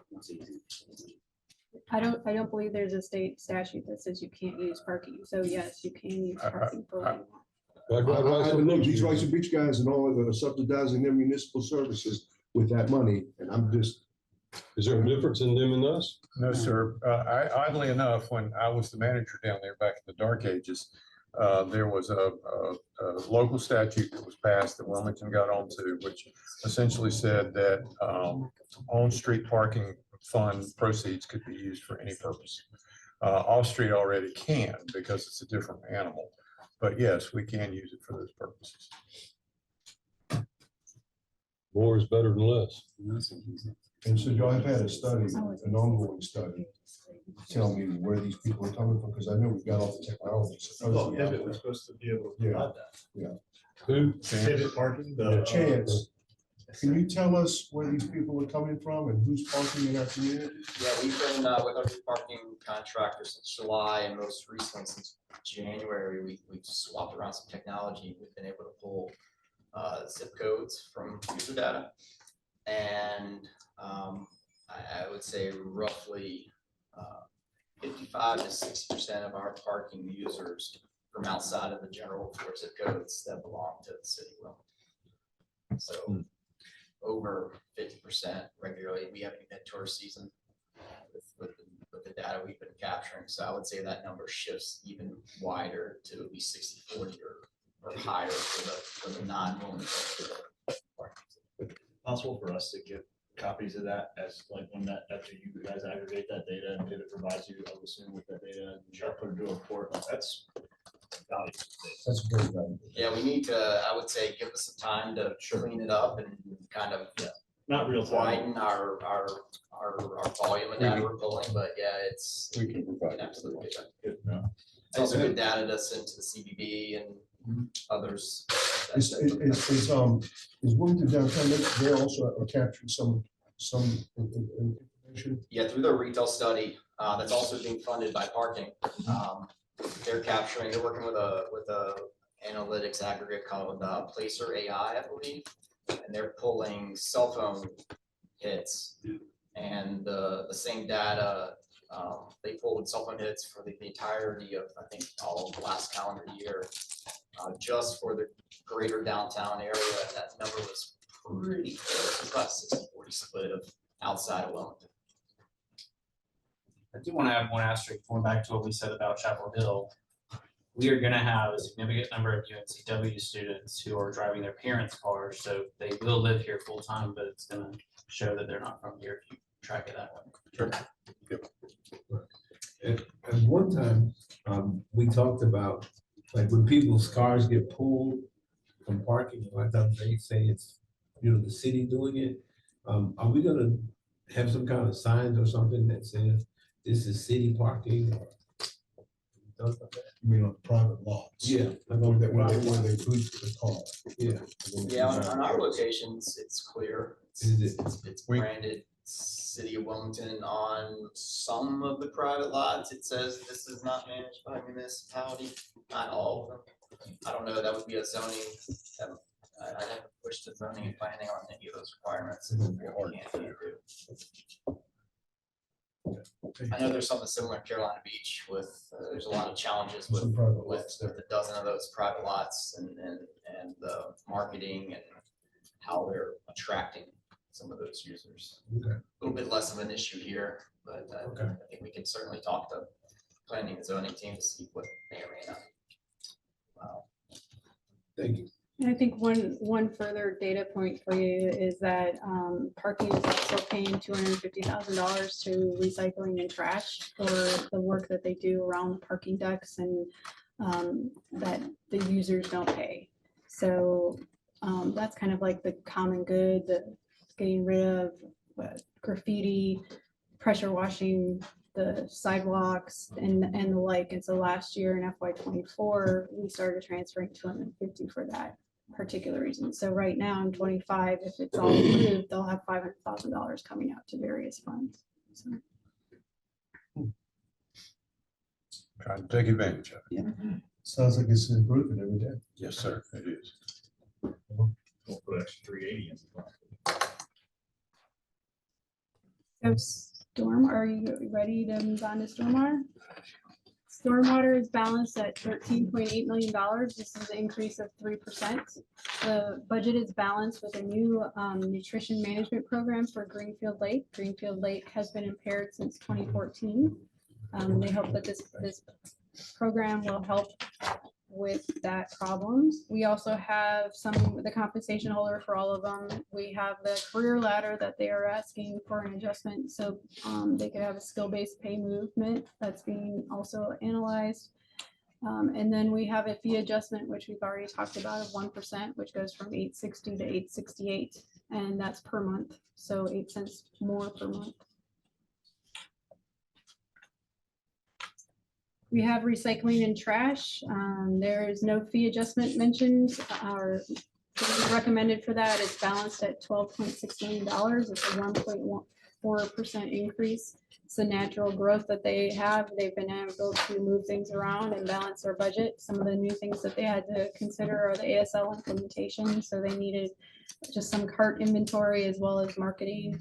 Yes. We implemented, it's probably recycling truck, but we implemented the trucks that kind of self-load out. That's the ASL. We're working on it. That's going well, obviously.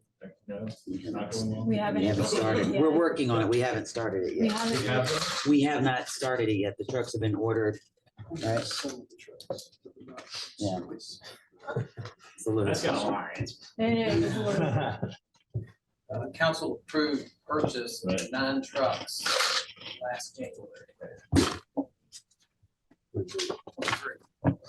Don't have all of them yet. Just can't get them. How many you got? We have 5. But we Probably get the last one in July. there's a training pipeline, right? Oh, yeah, Big time. big time. Use the 5 that we have. We're not using them yet because there's I'm sorry. You're doing the training with them right now. Yes. They're not in the uh, service. We have, Okay. we're practicing. We're not gonna put these things out in the field till our operators are well versed in how to use them. There's also a public information component that goes on with this and some route changes. So we're working on a public announcement and rollout of this at the same time. Dave's working on his folks training. All right, thank you. We have golf, which is the next one, is balanced at 2.3%. That is, or 2.3 million, sorry, that's a 9.6% increase. That does include a $2 green fee increase that was also recommended by the advisory committee. That is to help them get some capital funding to do some improvements on the golf course. So that's a good thing. General fund won't have to help them. Requests for new contracts for golf carts will come mid-year. They had looked at electric, but they are going to go with gas because we need to wait for the barn. And then they have also credit increases. They have the credit card fee that everyone has seen. You use a credit card, you have to pay that fee, and they have maintenance and service contracts as well. Did they ever fix the discrepancy they had about green time? Remember we talked about that? Yes. Yes, it's been resolved, but effective the first of the year, wasn't it? Yeah. We went into a different reservation system. We have had some pushback on that because folks who had traditionally had standing tee times were a little bit less than pleased, but we have gone to that, yes. But all ain't happy. No, sir. No, sir. I mean, Good we com- sit here and say we've solved it, and Amy has done, and Tom, done a yeoman's job on that, and I'm, you know, I get, and if it's not them, when it's tilted this way, it's the people who can't get the early tea time, so it goes back and forth. But I've had 12, I've got a list down here, 12 calls, and I tell them, I said, look, if you're calling about this, I already know about it. And I don't know what we can do, but I'm aware of it. So, and these are people that work out there and they get to play a little free golf or whatever, and they're there, rain, snow, sleet, or shine. What are you looking at them for? I'm telling you what I'm telling you what I'm hearing, and it's real. So there's never going to be, I called David Dunn, says, is there a happy medium? And he shared with me what Amy and Tom have done, and it seems fair, but to them, it ain't. So anyway. Good compromises rarely make anyone happy. For you mentioned they were looking at electric versus gas. I just didn't hear what you said. That's Well, they why were I- gonna do electric, but electric really has to be covered and they don't have enough cover at this moment. So we're gonna go with another lease of gas When until. you say cover, you mean like they have to be sheltered? when Sheltered. they're trying to use it? I got you. And the electrical service. Right. Yeah. Thank you. Did we ever put Wi-Fi in the clubhouse? Yes. No, sir, but the speed was increased. Okay, so that hadn't been an issue anymore. It's improved. Okay. I wouldn't say it's not an issue, but it's an improvement. It's a good compromise. No one's happy. The place gets. So the process that we have is very fluid. We are still gonna be looking at all of these requests and changes daily, and we plan to come in May. So any input that you have or given us today, we will consider, and any input in the future will be helpful as well. Because what we want to do is give you a city manager recommendation that you can agree with, so we don't have as many changes at the end. That's why we like to involve you as much as we can. Any other questions? Mr. Mayor, what? I'm telling them, good job. Really appreciate it. Lunch is available downstairs in the cafeteria. At this point, it is almost noon. We have 2 more presentations for you. I'd suggest that we may want to take lunch and then come back. 10 minutes, 10 minutes. No, no. 30 minutes then? Yeah. Thank you. Yes, sir. We're back in session. I do need to take another roll call real quick. Mayor Pro Tem, you here? Yeah. Mr. Ramark, you here? Yes, sir. Spears, you here? And Spears? Mr. Waddell? Here. Ms. Andrews? Here. Joyner, Here. chair is here. Okay, continue on. Thank you, Mr. Mayor. We have two more segments. This one is associated with the Competitive Award Agency for Human Services on the biennial grant. Rachel LeCaux, our Housing Neighborhood Services Director, will overview this item for us. Thank you. And once again, Shanti Johnson, who managed the program, is here today. So if there's any specific questions about any of the agencies or the process, she also will be able to answer some questions. But just again, as background, this is the city providing funding to the nonprofits that provide these direct services that are consistent with the city's objectives and focus areas. It's an opportunity to leverage our local dollars with volunteer efforts and other revenue sources. I think that's really important to point that part out. Again, these are considered through this competitive process for 2 years. This is the first year in this cycle, and then they would be appropriated annually through the budget process.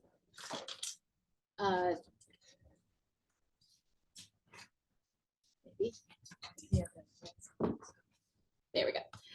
So for our program focus areas, once again, youth violence prevention, economic prosperity, safe haven for vulnerable residents, preventing housing displacement, and addressing food insecurities. The process began in December with our advertisement. We held some workshops for everyone who would like to apply. We had our applications due at the end of January. And then we did our interviews with the agencies in the month of February.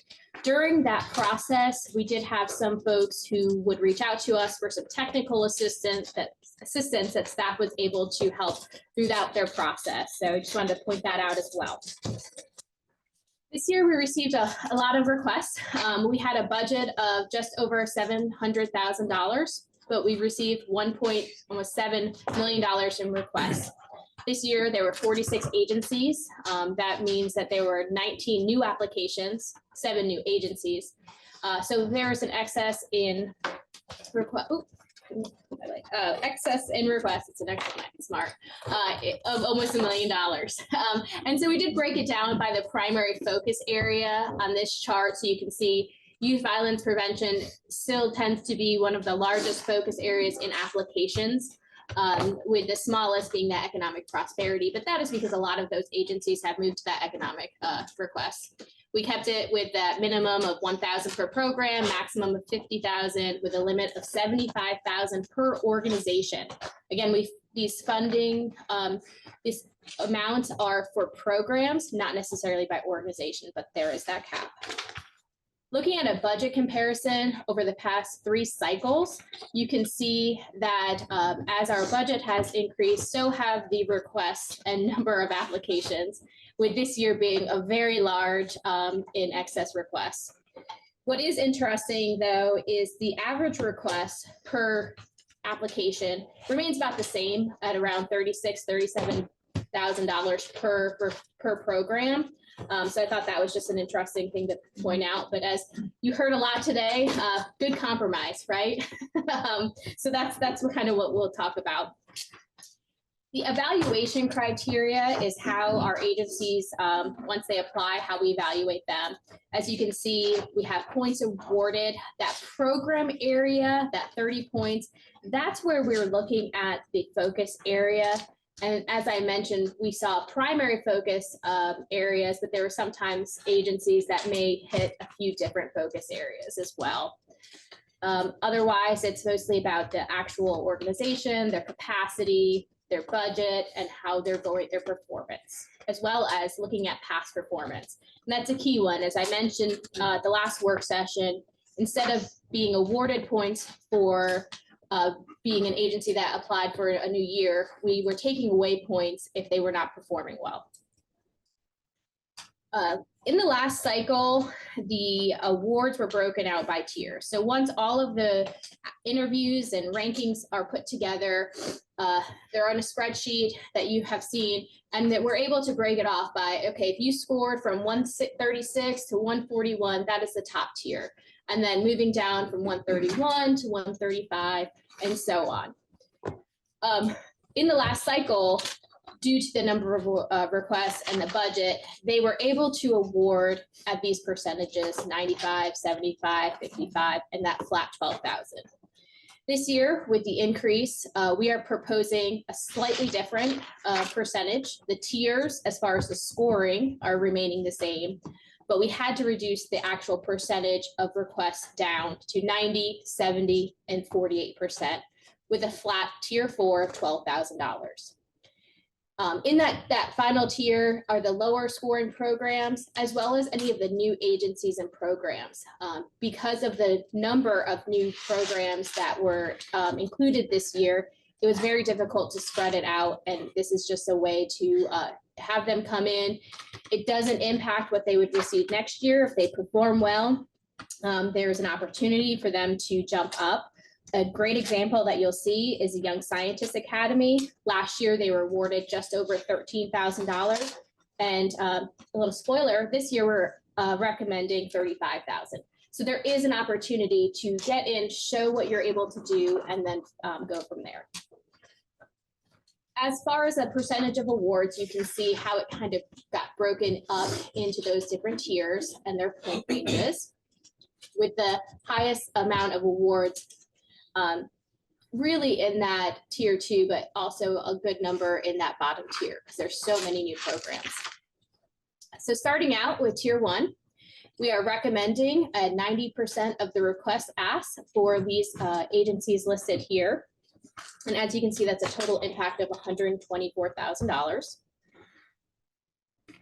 At 70% of the requests, the agencies shown here would total $217,000. 48% of the requests for this group of tier 3, Scoring as a tier 4, I've showed 3 agencies.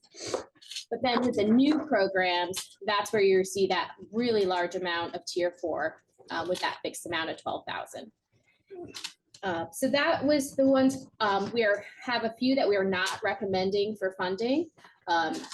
There's a couple that were awarded in the past, but again, due to some performance and other scoring, they did not score as high. Anyone who scored under 100 points was not recommended for funding. WARM applied for 2 programs that were very similar. It was hard for staff to really see a difference. And since we have that cap per program, staff did not feel it was appropriate to score that $25,000 request. And so that's why they're left out of here, but they are included in different requests. Additionally, we have 2 programs, Family Promise and Domestic Violence Shelter and Services, that we're recommending for CDBG funding. That would be through an award, through an RFP process that we are preparing to put out in the next few weeks, next month or so. That would be including the proposal that they put. They'll just have to add a little bit more narrative. And so it won't be too much of a lift for them to submit for that program. But again, because of the funding constraints, we're just recommending it move into that money that is already set aside for homeless services through our community development block grant funding. And so that is the end of my presentation, but I'm happy to answer any questions or if you need additional information.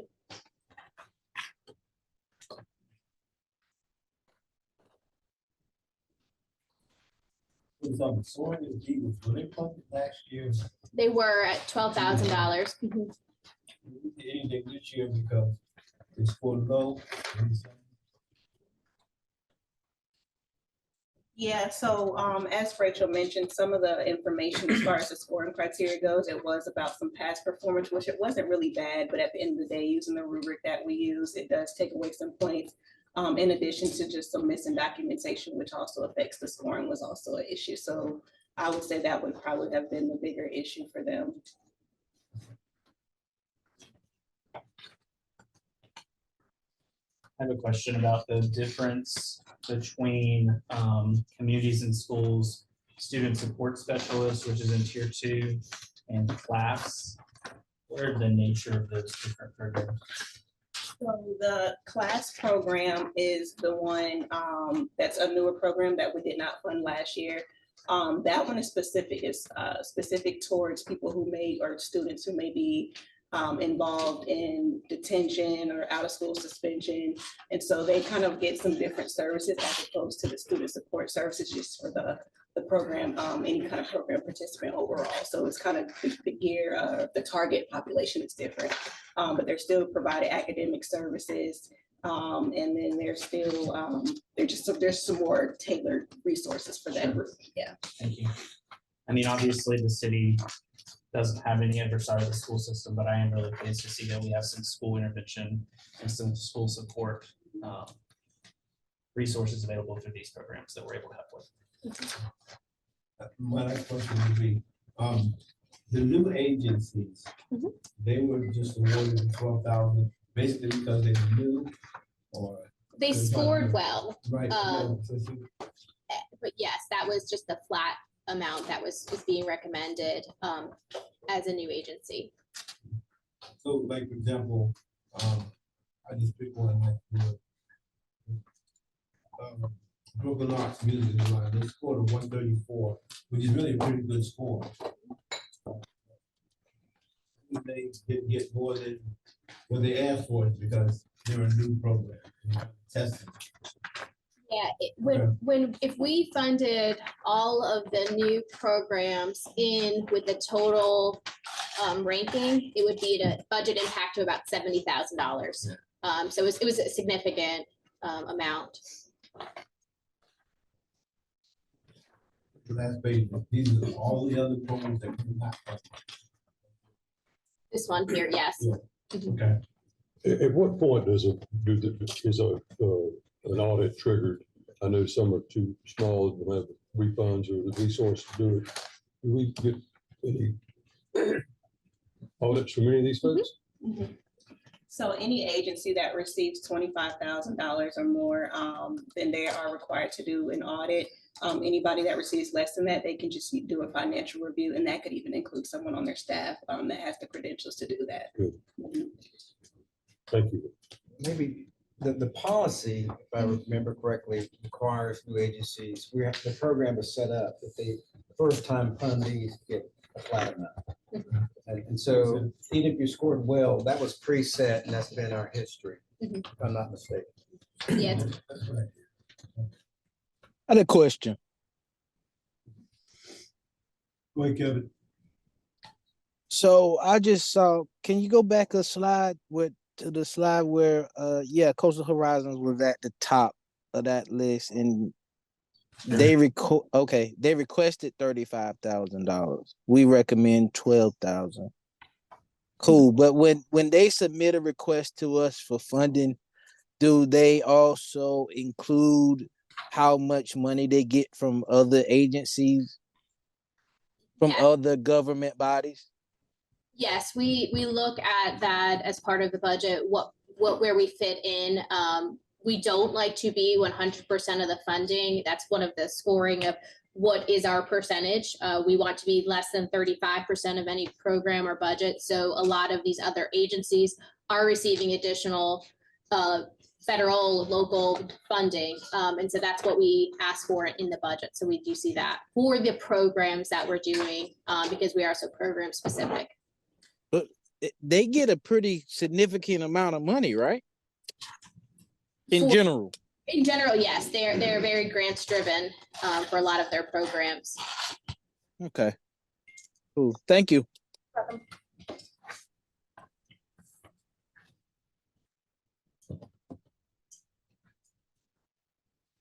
We wanted to make sure that you got this information in sufficient time to be able to provide feedback, because my predecessor used to joke around that he'd say that it represents less than 1% of the budget and occupies 50% of the time.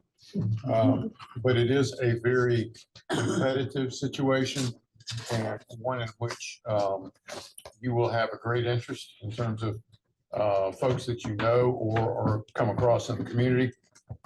And so we wanted to make sure you had an ample opportunity to weigh in on this before we put it into the manager's recommended budget. One more question. Is the YMCA on that list? The YMCA is not. Okay, thank you. And the full all-in-one page is included in the budget packet, so you can see all of the agencies stacked up together in that kind of how we scored them. Thanks. I'm multitasking right now, so I don't have the ability to look at that. That's why I'm asking so many questions. So pardon my the appearance of being lackadaisical, okay? So has the endowment funded any of these nonprofits or in this particular year? Do we know? I know they're getting money, some of these are getting money from the state, some of them are getting money from the county, some of them are getting money from us. Is the endowment putting any money in nonprofits? We will have to take a look at their list versus ours, especially because in the last cycle of endowment, they funded a large number of agencies, a very small, that small amount of capacity building. So we will check. Okay. And again, I think since we fund programs, I think that'll be what's also, I'm not sure what the endowment funding would be, if it's just for the agency or if they would be program specific for what we're sending. So we'll see what we can find though. Community schools got a big amount of money from the endowments, but as you mentioned, it was more of a programming. School. So, but yeah, that's good information. Absolutely. Any other questions? That's a good job. Thank you.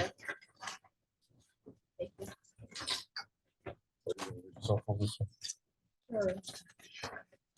Your last presentation will be on the fee schedule. We provided you the recommended draft fee schedule in your packet, and we're going to go over some of the more significant ones that have come across to change. So every year we have a process that we do look at our fee schedule.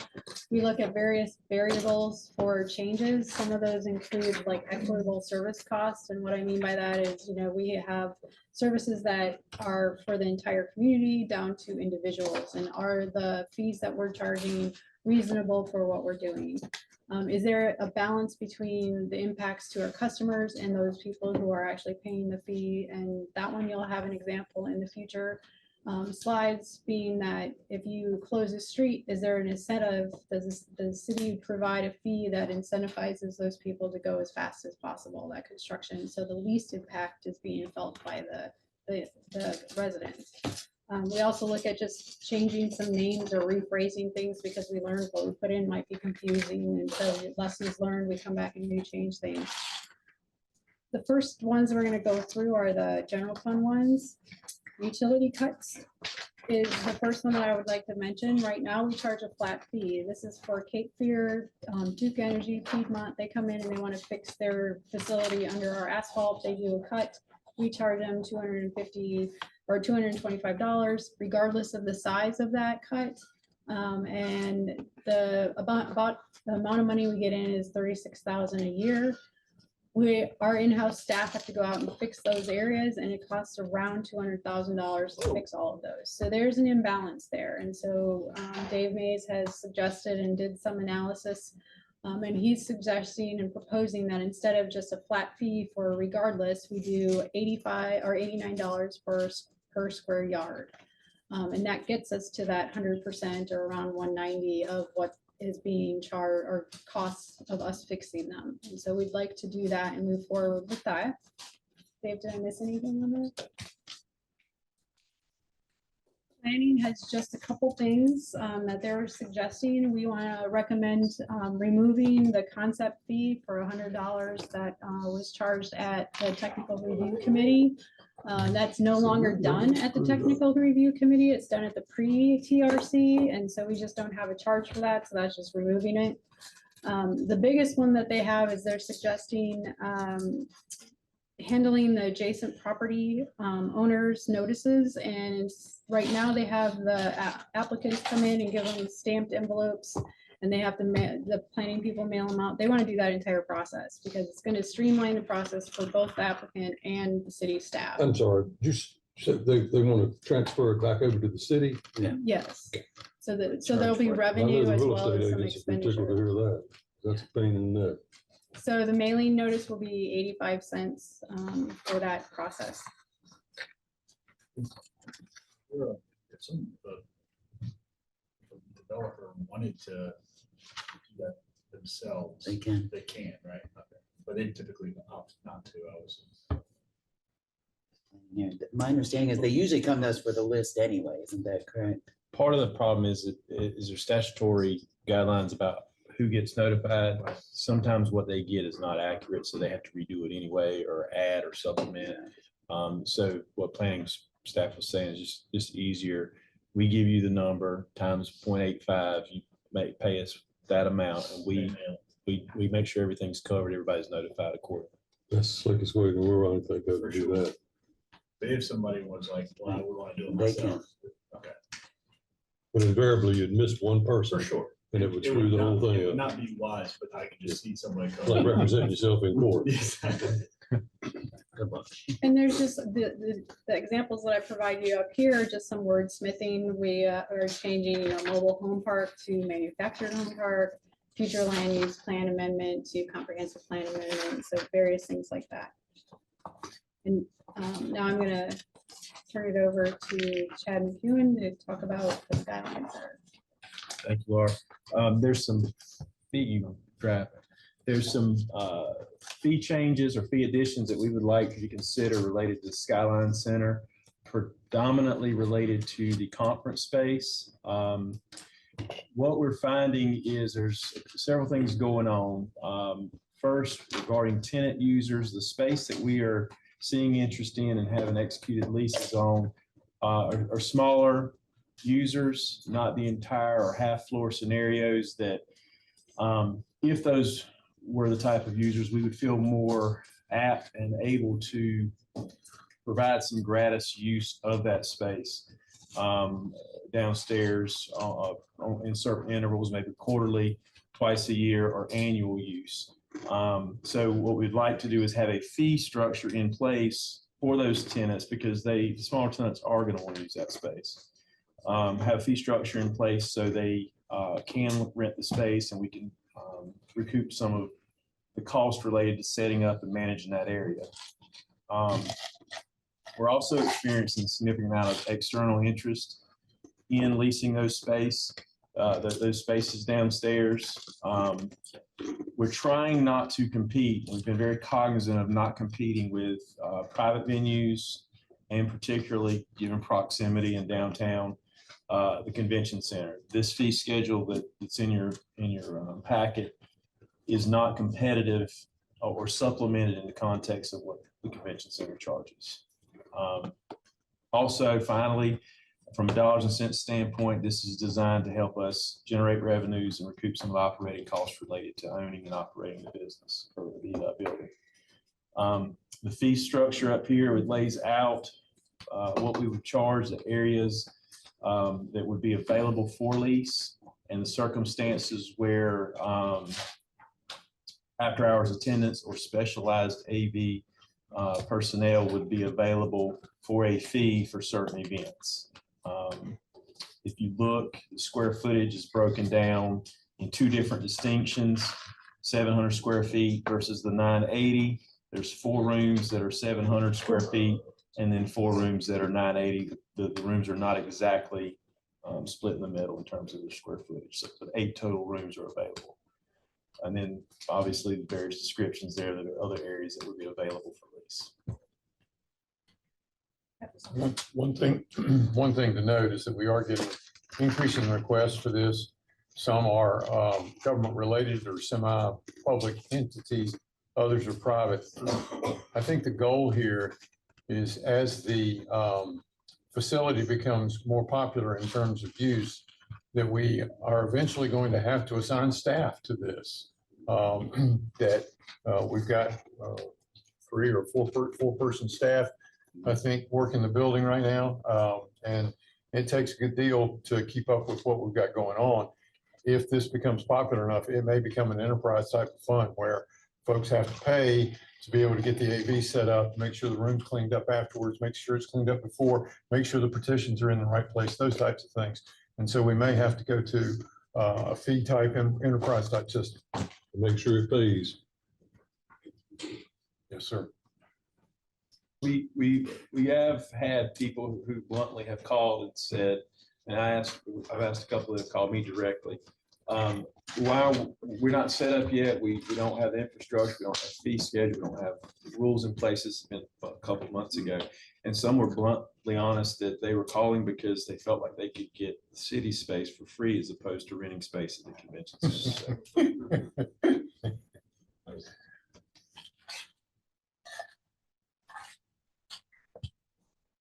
I don't think they realize the relationship. Have them call him next and just give him that little chore.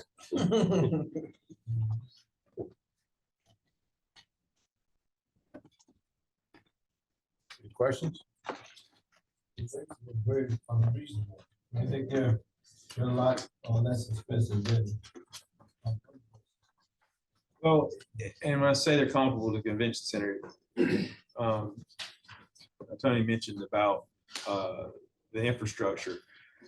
There's a full complement of infrastructure. There's a kitchen, there's catering services, there's people to break it down, set it up. A lot of infrastructure we don't have. So on this economy of scale, our rates are comparable to what we have and provide in comparison to what's available over there. We got more to offer than the convention center. We really do. If there was a Stiegler EdTech, who we did some stuff with, the digital bridge that we implemented, I think they're coming down here for a training cohort in a couple months. So, but they would need almost like a short-term rental conference rooms and a little bit of office space. Would that be something that we would just plug into this, or would? In terms of the conference rooms, yes. Is it? We talked about that one. Sure. Yeah, we spoke about that. Oh, yeah, good.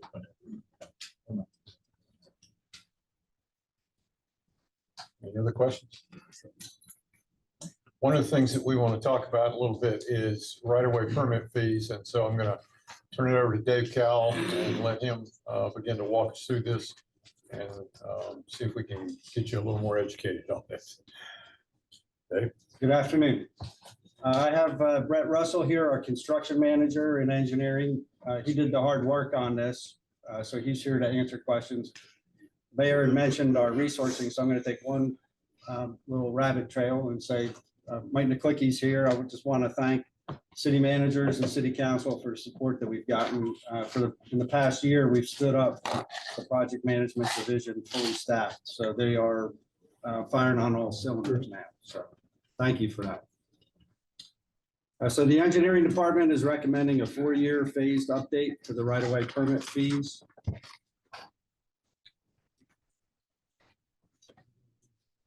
A right-of-way is the right to pass through someone's property, and this allows for the movement of goods and services. So why do we issue right-of-way permits at all? We regulate work within the rights-of-way to ensure work is done safely and meets applicable standards.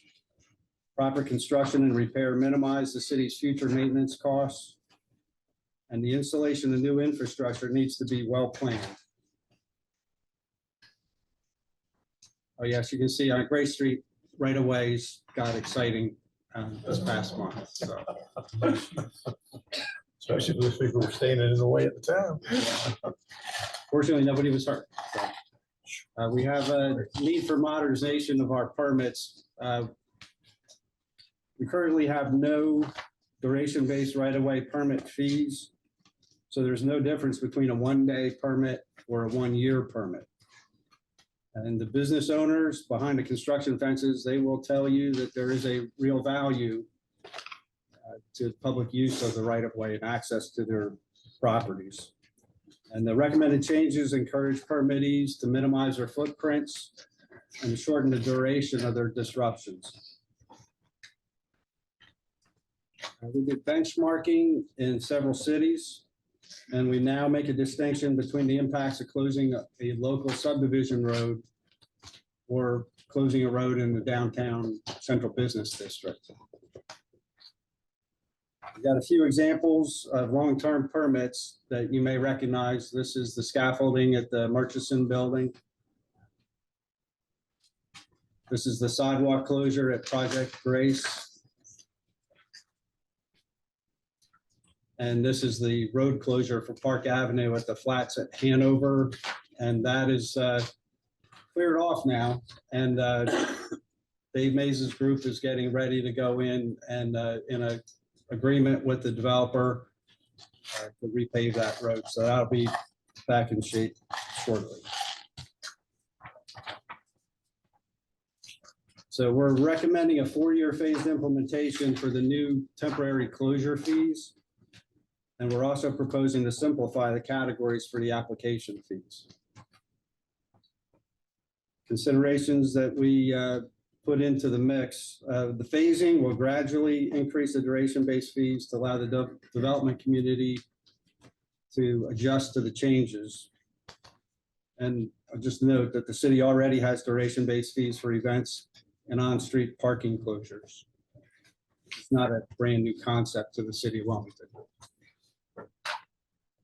Several permit types have been merged into the temporary use category.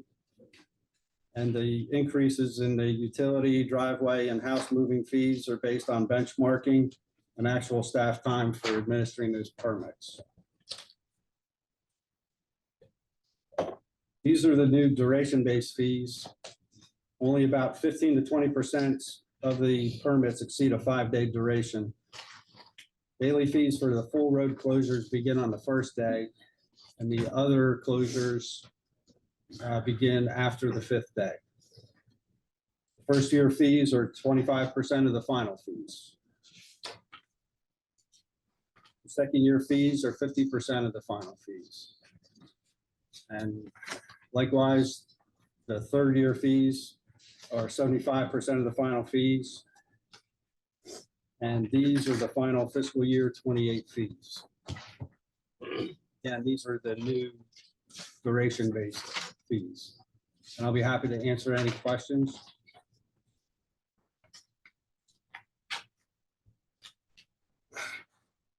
Most of you have seen these, excuse me, seen these in existence. Probably my favorite one was the closure of Grace in association with the apartments and the fact that it just stayed closed and stayed closed and stayed closed, and now road engineering and road engineering and road engineering about it. But this would give an incentive to everyone to get their business done, do it in as small a footprint as they can, and get out of the way. And that's the intention. Yeah, you may remember on Park Avenue getting calls and complaints. There's no activity happening on Park Avenue. And there was nothing we could really do to accelerate it. And we do believe that when there's an opportunity for a developer or a builder to minimize disruption, they should do it, but right now there's no incentive. These fees look, they don't look high at all. They look rather low. And David said only 15% of the street closures exceed 5 days. Is that Yeah. what you said? 15 to 20%. It varies year to year. This is about a 25% cost recovery.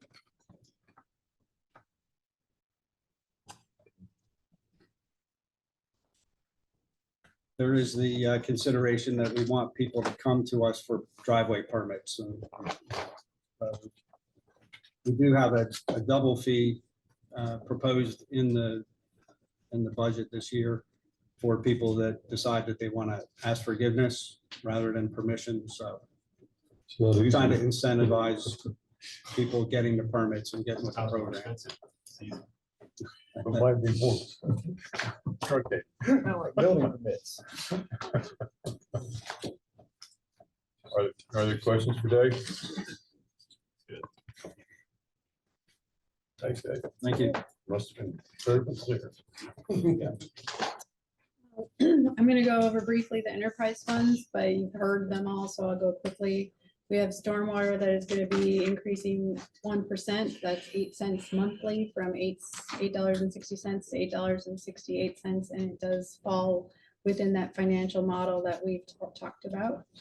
The golf course is increasing the 18-hole walking fees by $2. It's supported by the advisory committee, and it's currently in their revenue with the requests that they've asked for.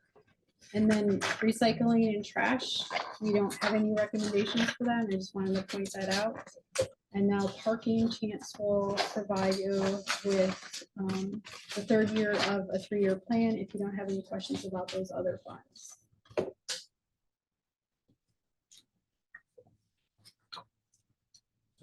You mentioned something, of course, with the irrigation that's gonna be. Right.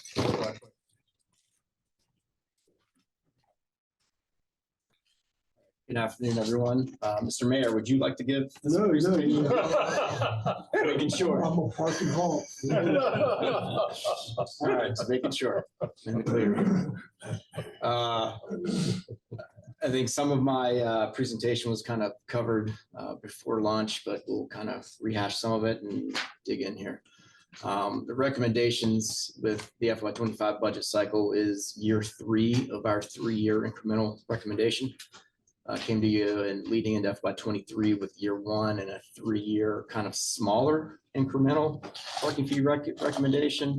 Idea there, so we don't jump from $1.50 an hour to $3 or $60 a month for monthly parking up to $90. It's smaller spread, and I think we had a pretty big increase year 1, kind of hit pause, and then year 3 once again a little bit larger of an increase.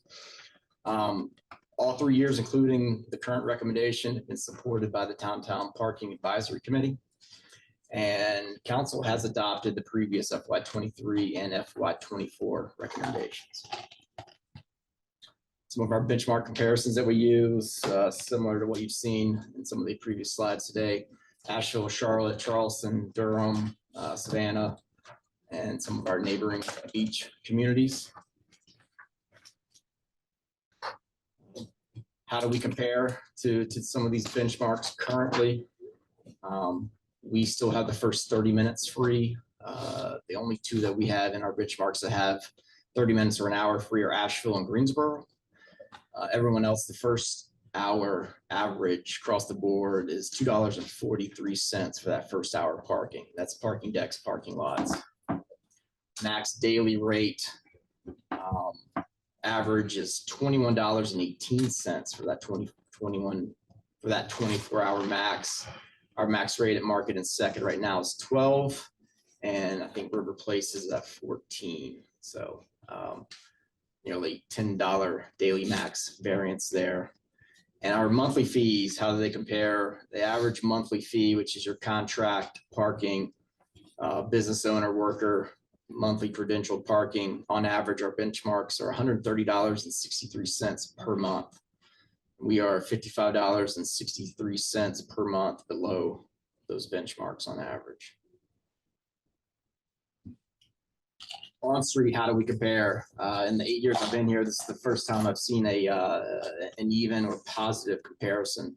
Our on street rates currently with this current fiscal year increase up to $2.50 is currently 7 cents per hour over our benchmark comparisons.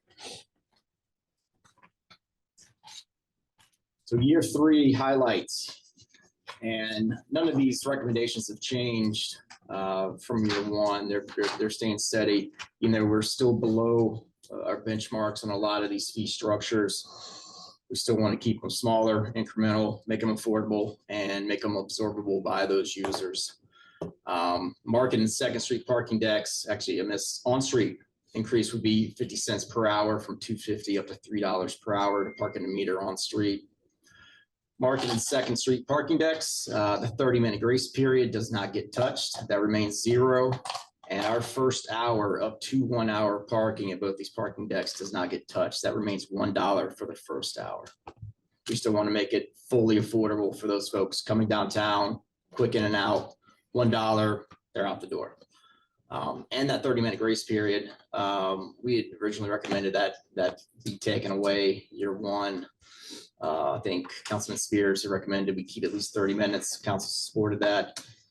In the last fiscal year, there were still about 75 30-minute transactions, 75,000 30-minute transactions at those 2 parking decks. So that's 75,000 vehicles coming down, doing business, whatever, still free to get in and out of those 2 parking decks. I think this fiscal year through March, we're right around the 26,000 mark. So that's still a considerable volume parkers coming through and using that grace period. Chance. Yes, sir. Let me ask you a question with the number you just provided. 75,000 vehicles coming down utilizing that 30 minutes of free parking. But did they just use the 30 minutes or did they stay longer? No, that is Councilman Spears. That is entering the deck, pulling a ticket and leaving before that 31st minute. So they are getting out for free of charge. If they had rolled over that first minute, they wouldn't be calculated in that number, and then they would revert to that dollar fee. Gotcha. Thank you. Yes, sir. Market and Second Street, we're recommending a $1 incremental increase for all the fee structures. That's 2 hours up to 12 hours. Details in your packet. I won't go over every single one of those, but if it's at $2 now, recommendations go to 3, 4 to 5, and so on. Daily max recommendation up from $12 to $14. The Thursday through Friday evening flat rate, which begins nightly at 9 p.m. Thursday, Friday, Saturday, up $1 from 7 to 8 flat rate. And the monthly parking fee up $15 per month from 75 to 90. And the reserved parking fee per month, same $15 increase, 125 up to 140. River Place, we came in day one in 2020 with a higher tiered fee schedule. So there's less revisions and recommendations coming there. Just the top 2 tier rates, recommendation up $1 from 10 or from 9 to 10. And then the 24-hour rate from 14 to 15.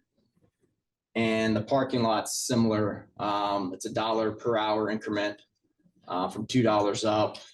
Max and flat weekend rate goes up from 12 to 14. And the monthly fee recommendation, exactly same as Market and Second Street, up 15 from $75 to $90 per month. Not included in the original 3-year plan. We are recommending activating 2 parking lots on a temporary interim basis until they are sold, developed, or otherwise utilized. There is a parking portion at the Coast Guard property that was just purchased back in September. I think there's 25, 30 spaces on that lot. Recommendation is to implement parking fees at that lot, daily max 12, hourly incremental, and a monthly fee of 75. Is that the ones where they just go up to the machine and, okay. And we will be, we're planning to get the fee approval here. We'll get the contractual approval through council at a Tuesday night agenda for our parking contractor to operate these 2. But the Water Street Coast Guard property, to be determined on when we actually start parking cars there. I know Mike Niklicki and engineering are doing some bulkhead safety repairs to a large portion of that property that borders the Cape Fear River there. So we're gonna hold back, make sure things are safe and sound, that we can bring 30 cars on there regularly per day. And there's no safety challenges or structural integrity happening to that piece of the property too. So we're just kind of a proactive recommendation to set things up. And then once engineering's completed with their next bulkhead repair. Just in front of the courthouse? Down the street from the courthouse. Across the street from the federal building. With the Coast Guard dock used. Yeah. There's a little sliver on the north end of that Coast Guard property. There's a little 30 space triangular parking lot. Across from that large parking lot you're probably thinking of. And then Salvation Army property, recommendation for a flat event concert rate there for $20 per vehicle. And that would just be open, manned, and managed during Live Nation concerts only. And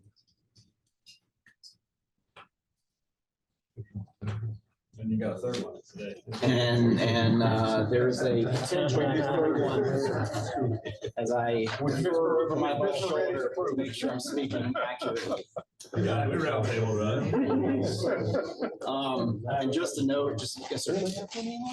What influence, if any, did Ms. Huffman's presentation have on this? The very first point in their study indicated parking as a opportunity. If I recall from that consultant's study and results, a lot of that was pertained to not necessarily the cost of parking, it was more signage and marketing I think when he drove by the Market Street deck, there was a sign out front that had basically all of our rates, $1, $2, $5, $12. Felt that was a little confusing. He felt like a better branded way to get folks in the door there was to note all day parking, $12, or first hour, $1. Make it nice, clear, easy to read, and attract folks in there instead of having to kind of stop, having to read through 12 lines of rates. As well, I think at the time we had a big sign out front, what I call Windmaster, one of those mobile tiered signs that also said no large vehicles or trailers. It was that kind of defensive marketing too that he didn't like. So that's gone away. We're working on better signage. The other thing was too, he surprisingly came in, parked right on the foot of Market Street, found a meter. But he also had some challenges using the pay by phone app, which we've gotten regularly. Either his payment method wasn't updated. He's having a hard time kind of navigating through that. His recommendation was to have some notice on those meters to point folks they want to park for longer than 2 hours to head back to the parking deck. And also we have since added prior to his visit an easier, what I feel is an easier mobile pay option, text to park. So where you can text ABC 123 to a phone number, and then it will guide you through a web app instead of an actual mobile app. Don't need to download it, and you can accomplish that same quick mobile pay option in a matter of 3 buttons if you have things programmed. Yeah, that's what the beaches use primarily, right? Under 40. My other question is, do we know It's not as expensive. the percentage of folks who use a card at those street parking kiosks as opposed to coins and? Credit card on street is roughly 75–80%. It's as our fees increase, that credit card usage is also increasing. It used to be about a 50-50 split. And I think it's around about a 75–25 card to cash. And then out of that credit card, roughly 35–40% are using mobile pay, whether it be pay by phone or text card. And are there any card fees that we have to pay? Credit card fees, Processor processor fees, absolutely. The mobile app text to card type fees, that's passed on to the user that as a kind of a convenience fee, but credit card processing, absolutely. We pay right about $200,000 per year, and I've got a budget in this budget this year that's increasing our fees by about $125,000. That number is going up significantly with the processor fees, the special card fees, and the $1, $2, $3 transactions add to that cost on our end. So that's a significant cost of business. A lot of our fees, the way we project them out too, we're factoring in that kind of cost of doing business when we project out and recommend these fees.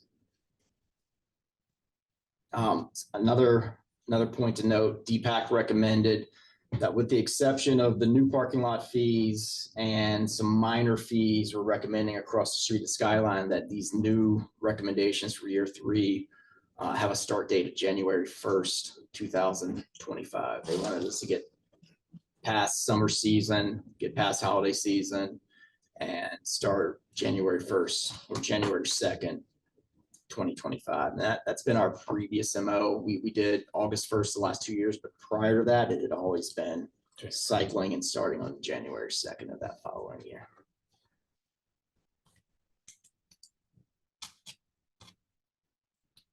Questions? Thank you, Chance. Yes, sir. That concludes our presentation for today. We've got a good deal of information from you. Is there anything else you'd like to relate to us or like to have discussed? Mind to get what endowment money. We have not applied for any endowment money this year. and then we cut it. Because we don't think we have a project that fits their guidelines and is worthy of meeting our needs at this point in time.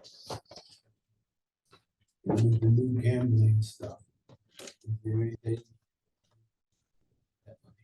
Want to take $1 million to Vegas, you need to talk to the lady behind. All right, they'll go tomorrow. No, I mean, but seriously, with, gambling in North Carolina, I was just wondering, where's that money going? It's the general fund of the state of At the North state- Carolina. State of North Carolina. We're not getting a I haven't seen them build a school here ever. Okay. Damn lottery's up to almost $1 billion. Everybody needs to go buy a ticket today. The city needs to buy about 100. Put it on a peacock. Put it on a That one always gets a reaction. Well, I'll throw this out for discussion. I'd just like to hear from people. I know that we talked about maybe taking some of the interest accounts and maybe use that toward maybe some of the CIP projects. 5.2 million in the parking fund, and we can possibly use a little bit of that for some CIP projects, and maybe taking a percentage of some sort out of the unfunded. That for some CIP projects. Nearly $10 million. There you go. One-time user fee, Are you- obviously, one-time fee. Are you I talking about think the I might need interest? to clarify. Are you talking about the interest when I said the $1.8 million? Yes. That's already budgeted in the revenue.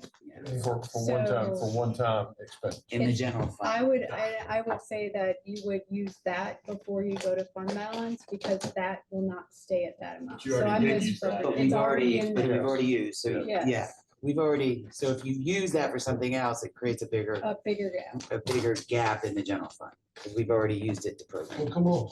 And also So- on your point, we've also programmed to use $2 million of fund balance in the general fund for the CIP, and that gets us down to our policy limit of 25.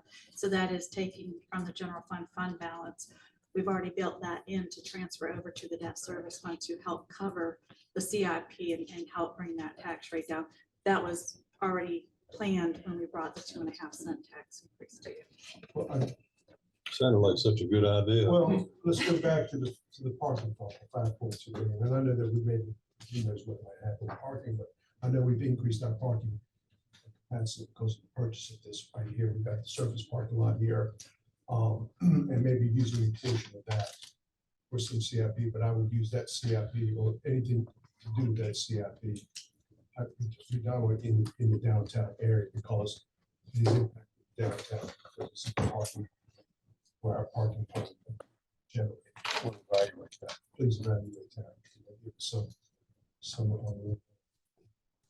And if you received all the money back from Hurricane Florence, I think it was $8 million outstanding. We've been waiting for this since 2018. Don't you sit down. Have you received that? We have recently received 77,000 from Hurricane Florence and 47,000, the remaining amount from Hurricane Isaias. So we are told in the next 90 days, we should be seeing more funding. But of that $8.5 million, it was only about $2 million that would go back to the general fund. The rest of it was stormwater or convention center funds or building capital funds. So there's only about $2 million of that that will come back to the general fund when we get that. How much, do we have a policy for fund balance from the parking fund? Is everything just trying to sit around that as a set percentage or? Haven't Yeah, seen what do you Jennifer. think? Let me get out of your way. The general fund and the debt service fund, our policy is a minimum of 20 to 25% of operating. All other funds are 15 to 20%. So when we look at the parking fund balance, we will only look at what is above that 20% amount to see how we can restructure that. And one of the things that we've talked about is because of the debt service fund using tax rate coming in to pay for the debt service for those parking decks, is look at how we can put in place a set amount or set percentage to go back to it every year going forward, instead of just having a reaction. We've got this money, let's just pull it out and say it's for this. We want to build in something going forward that we will transfer less money over there and keep it in the debt service fund, so that it makes a structural sense in why we're doing it and how we're doing it.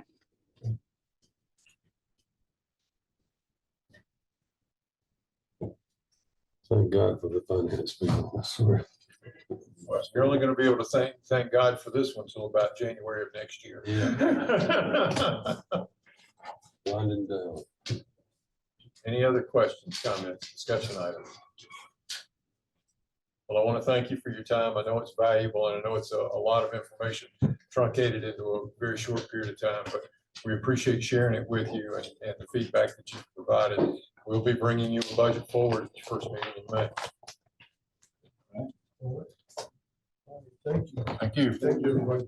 Stay adjourned.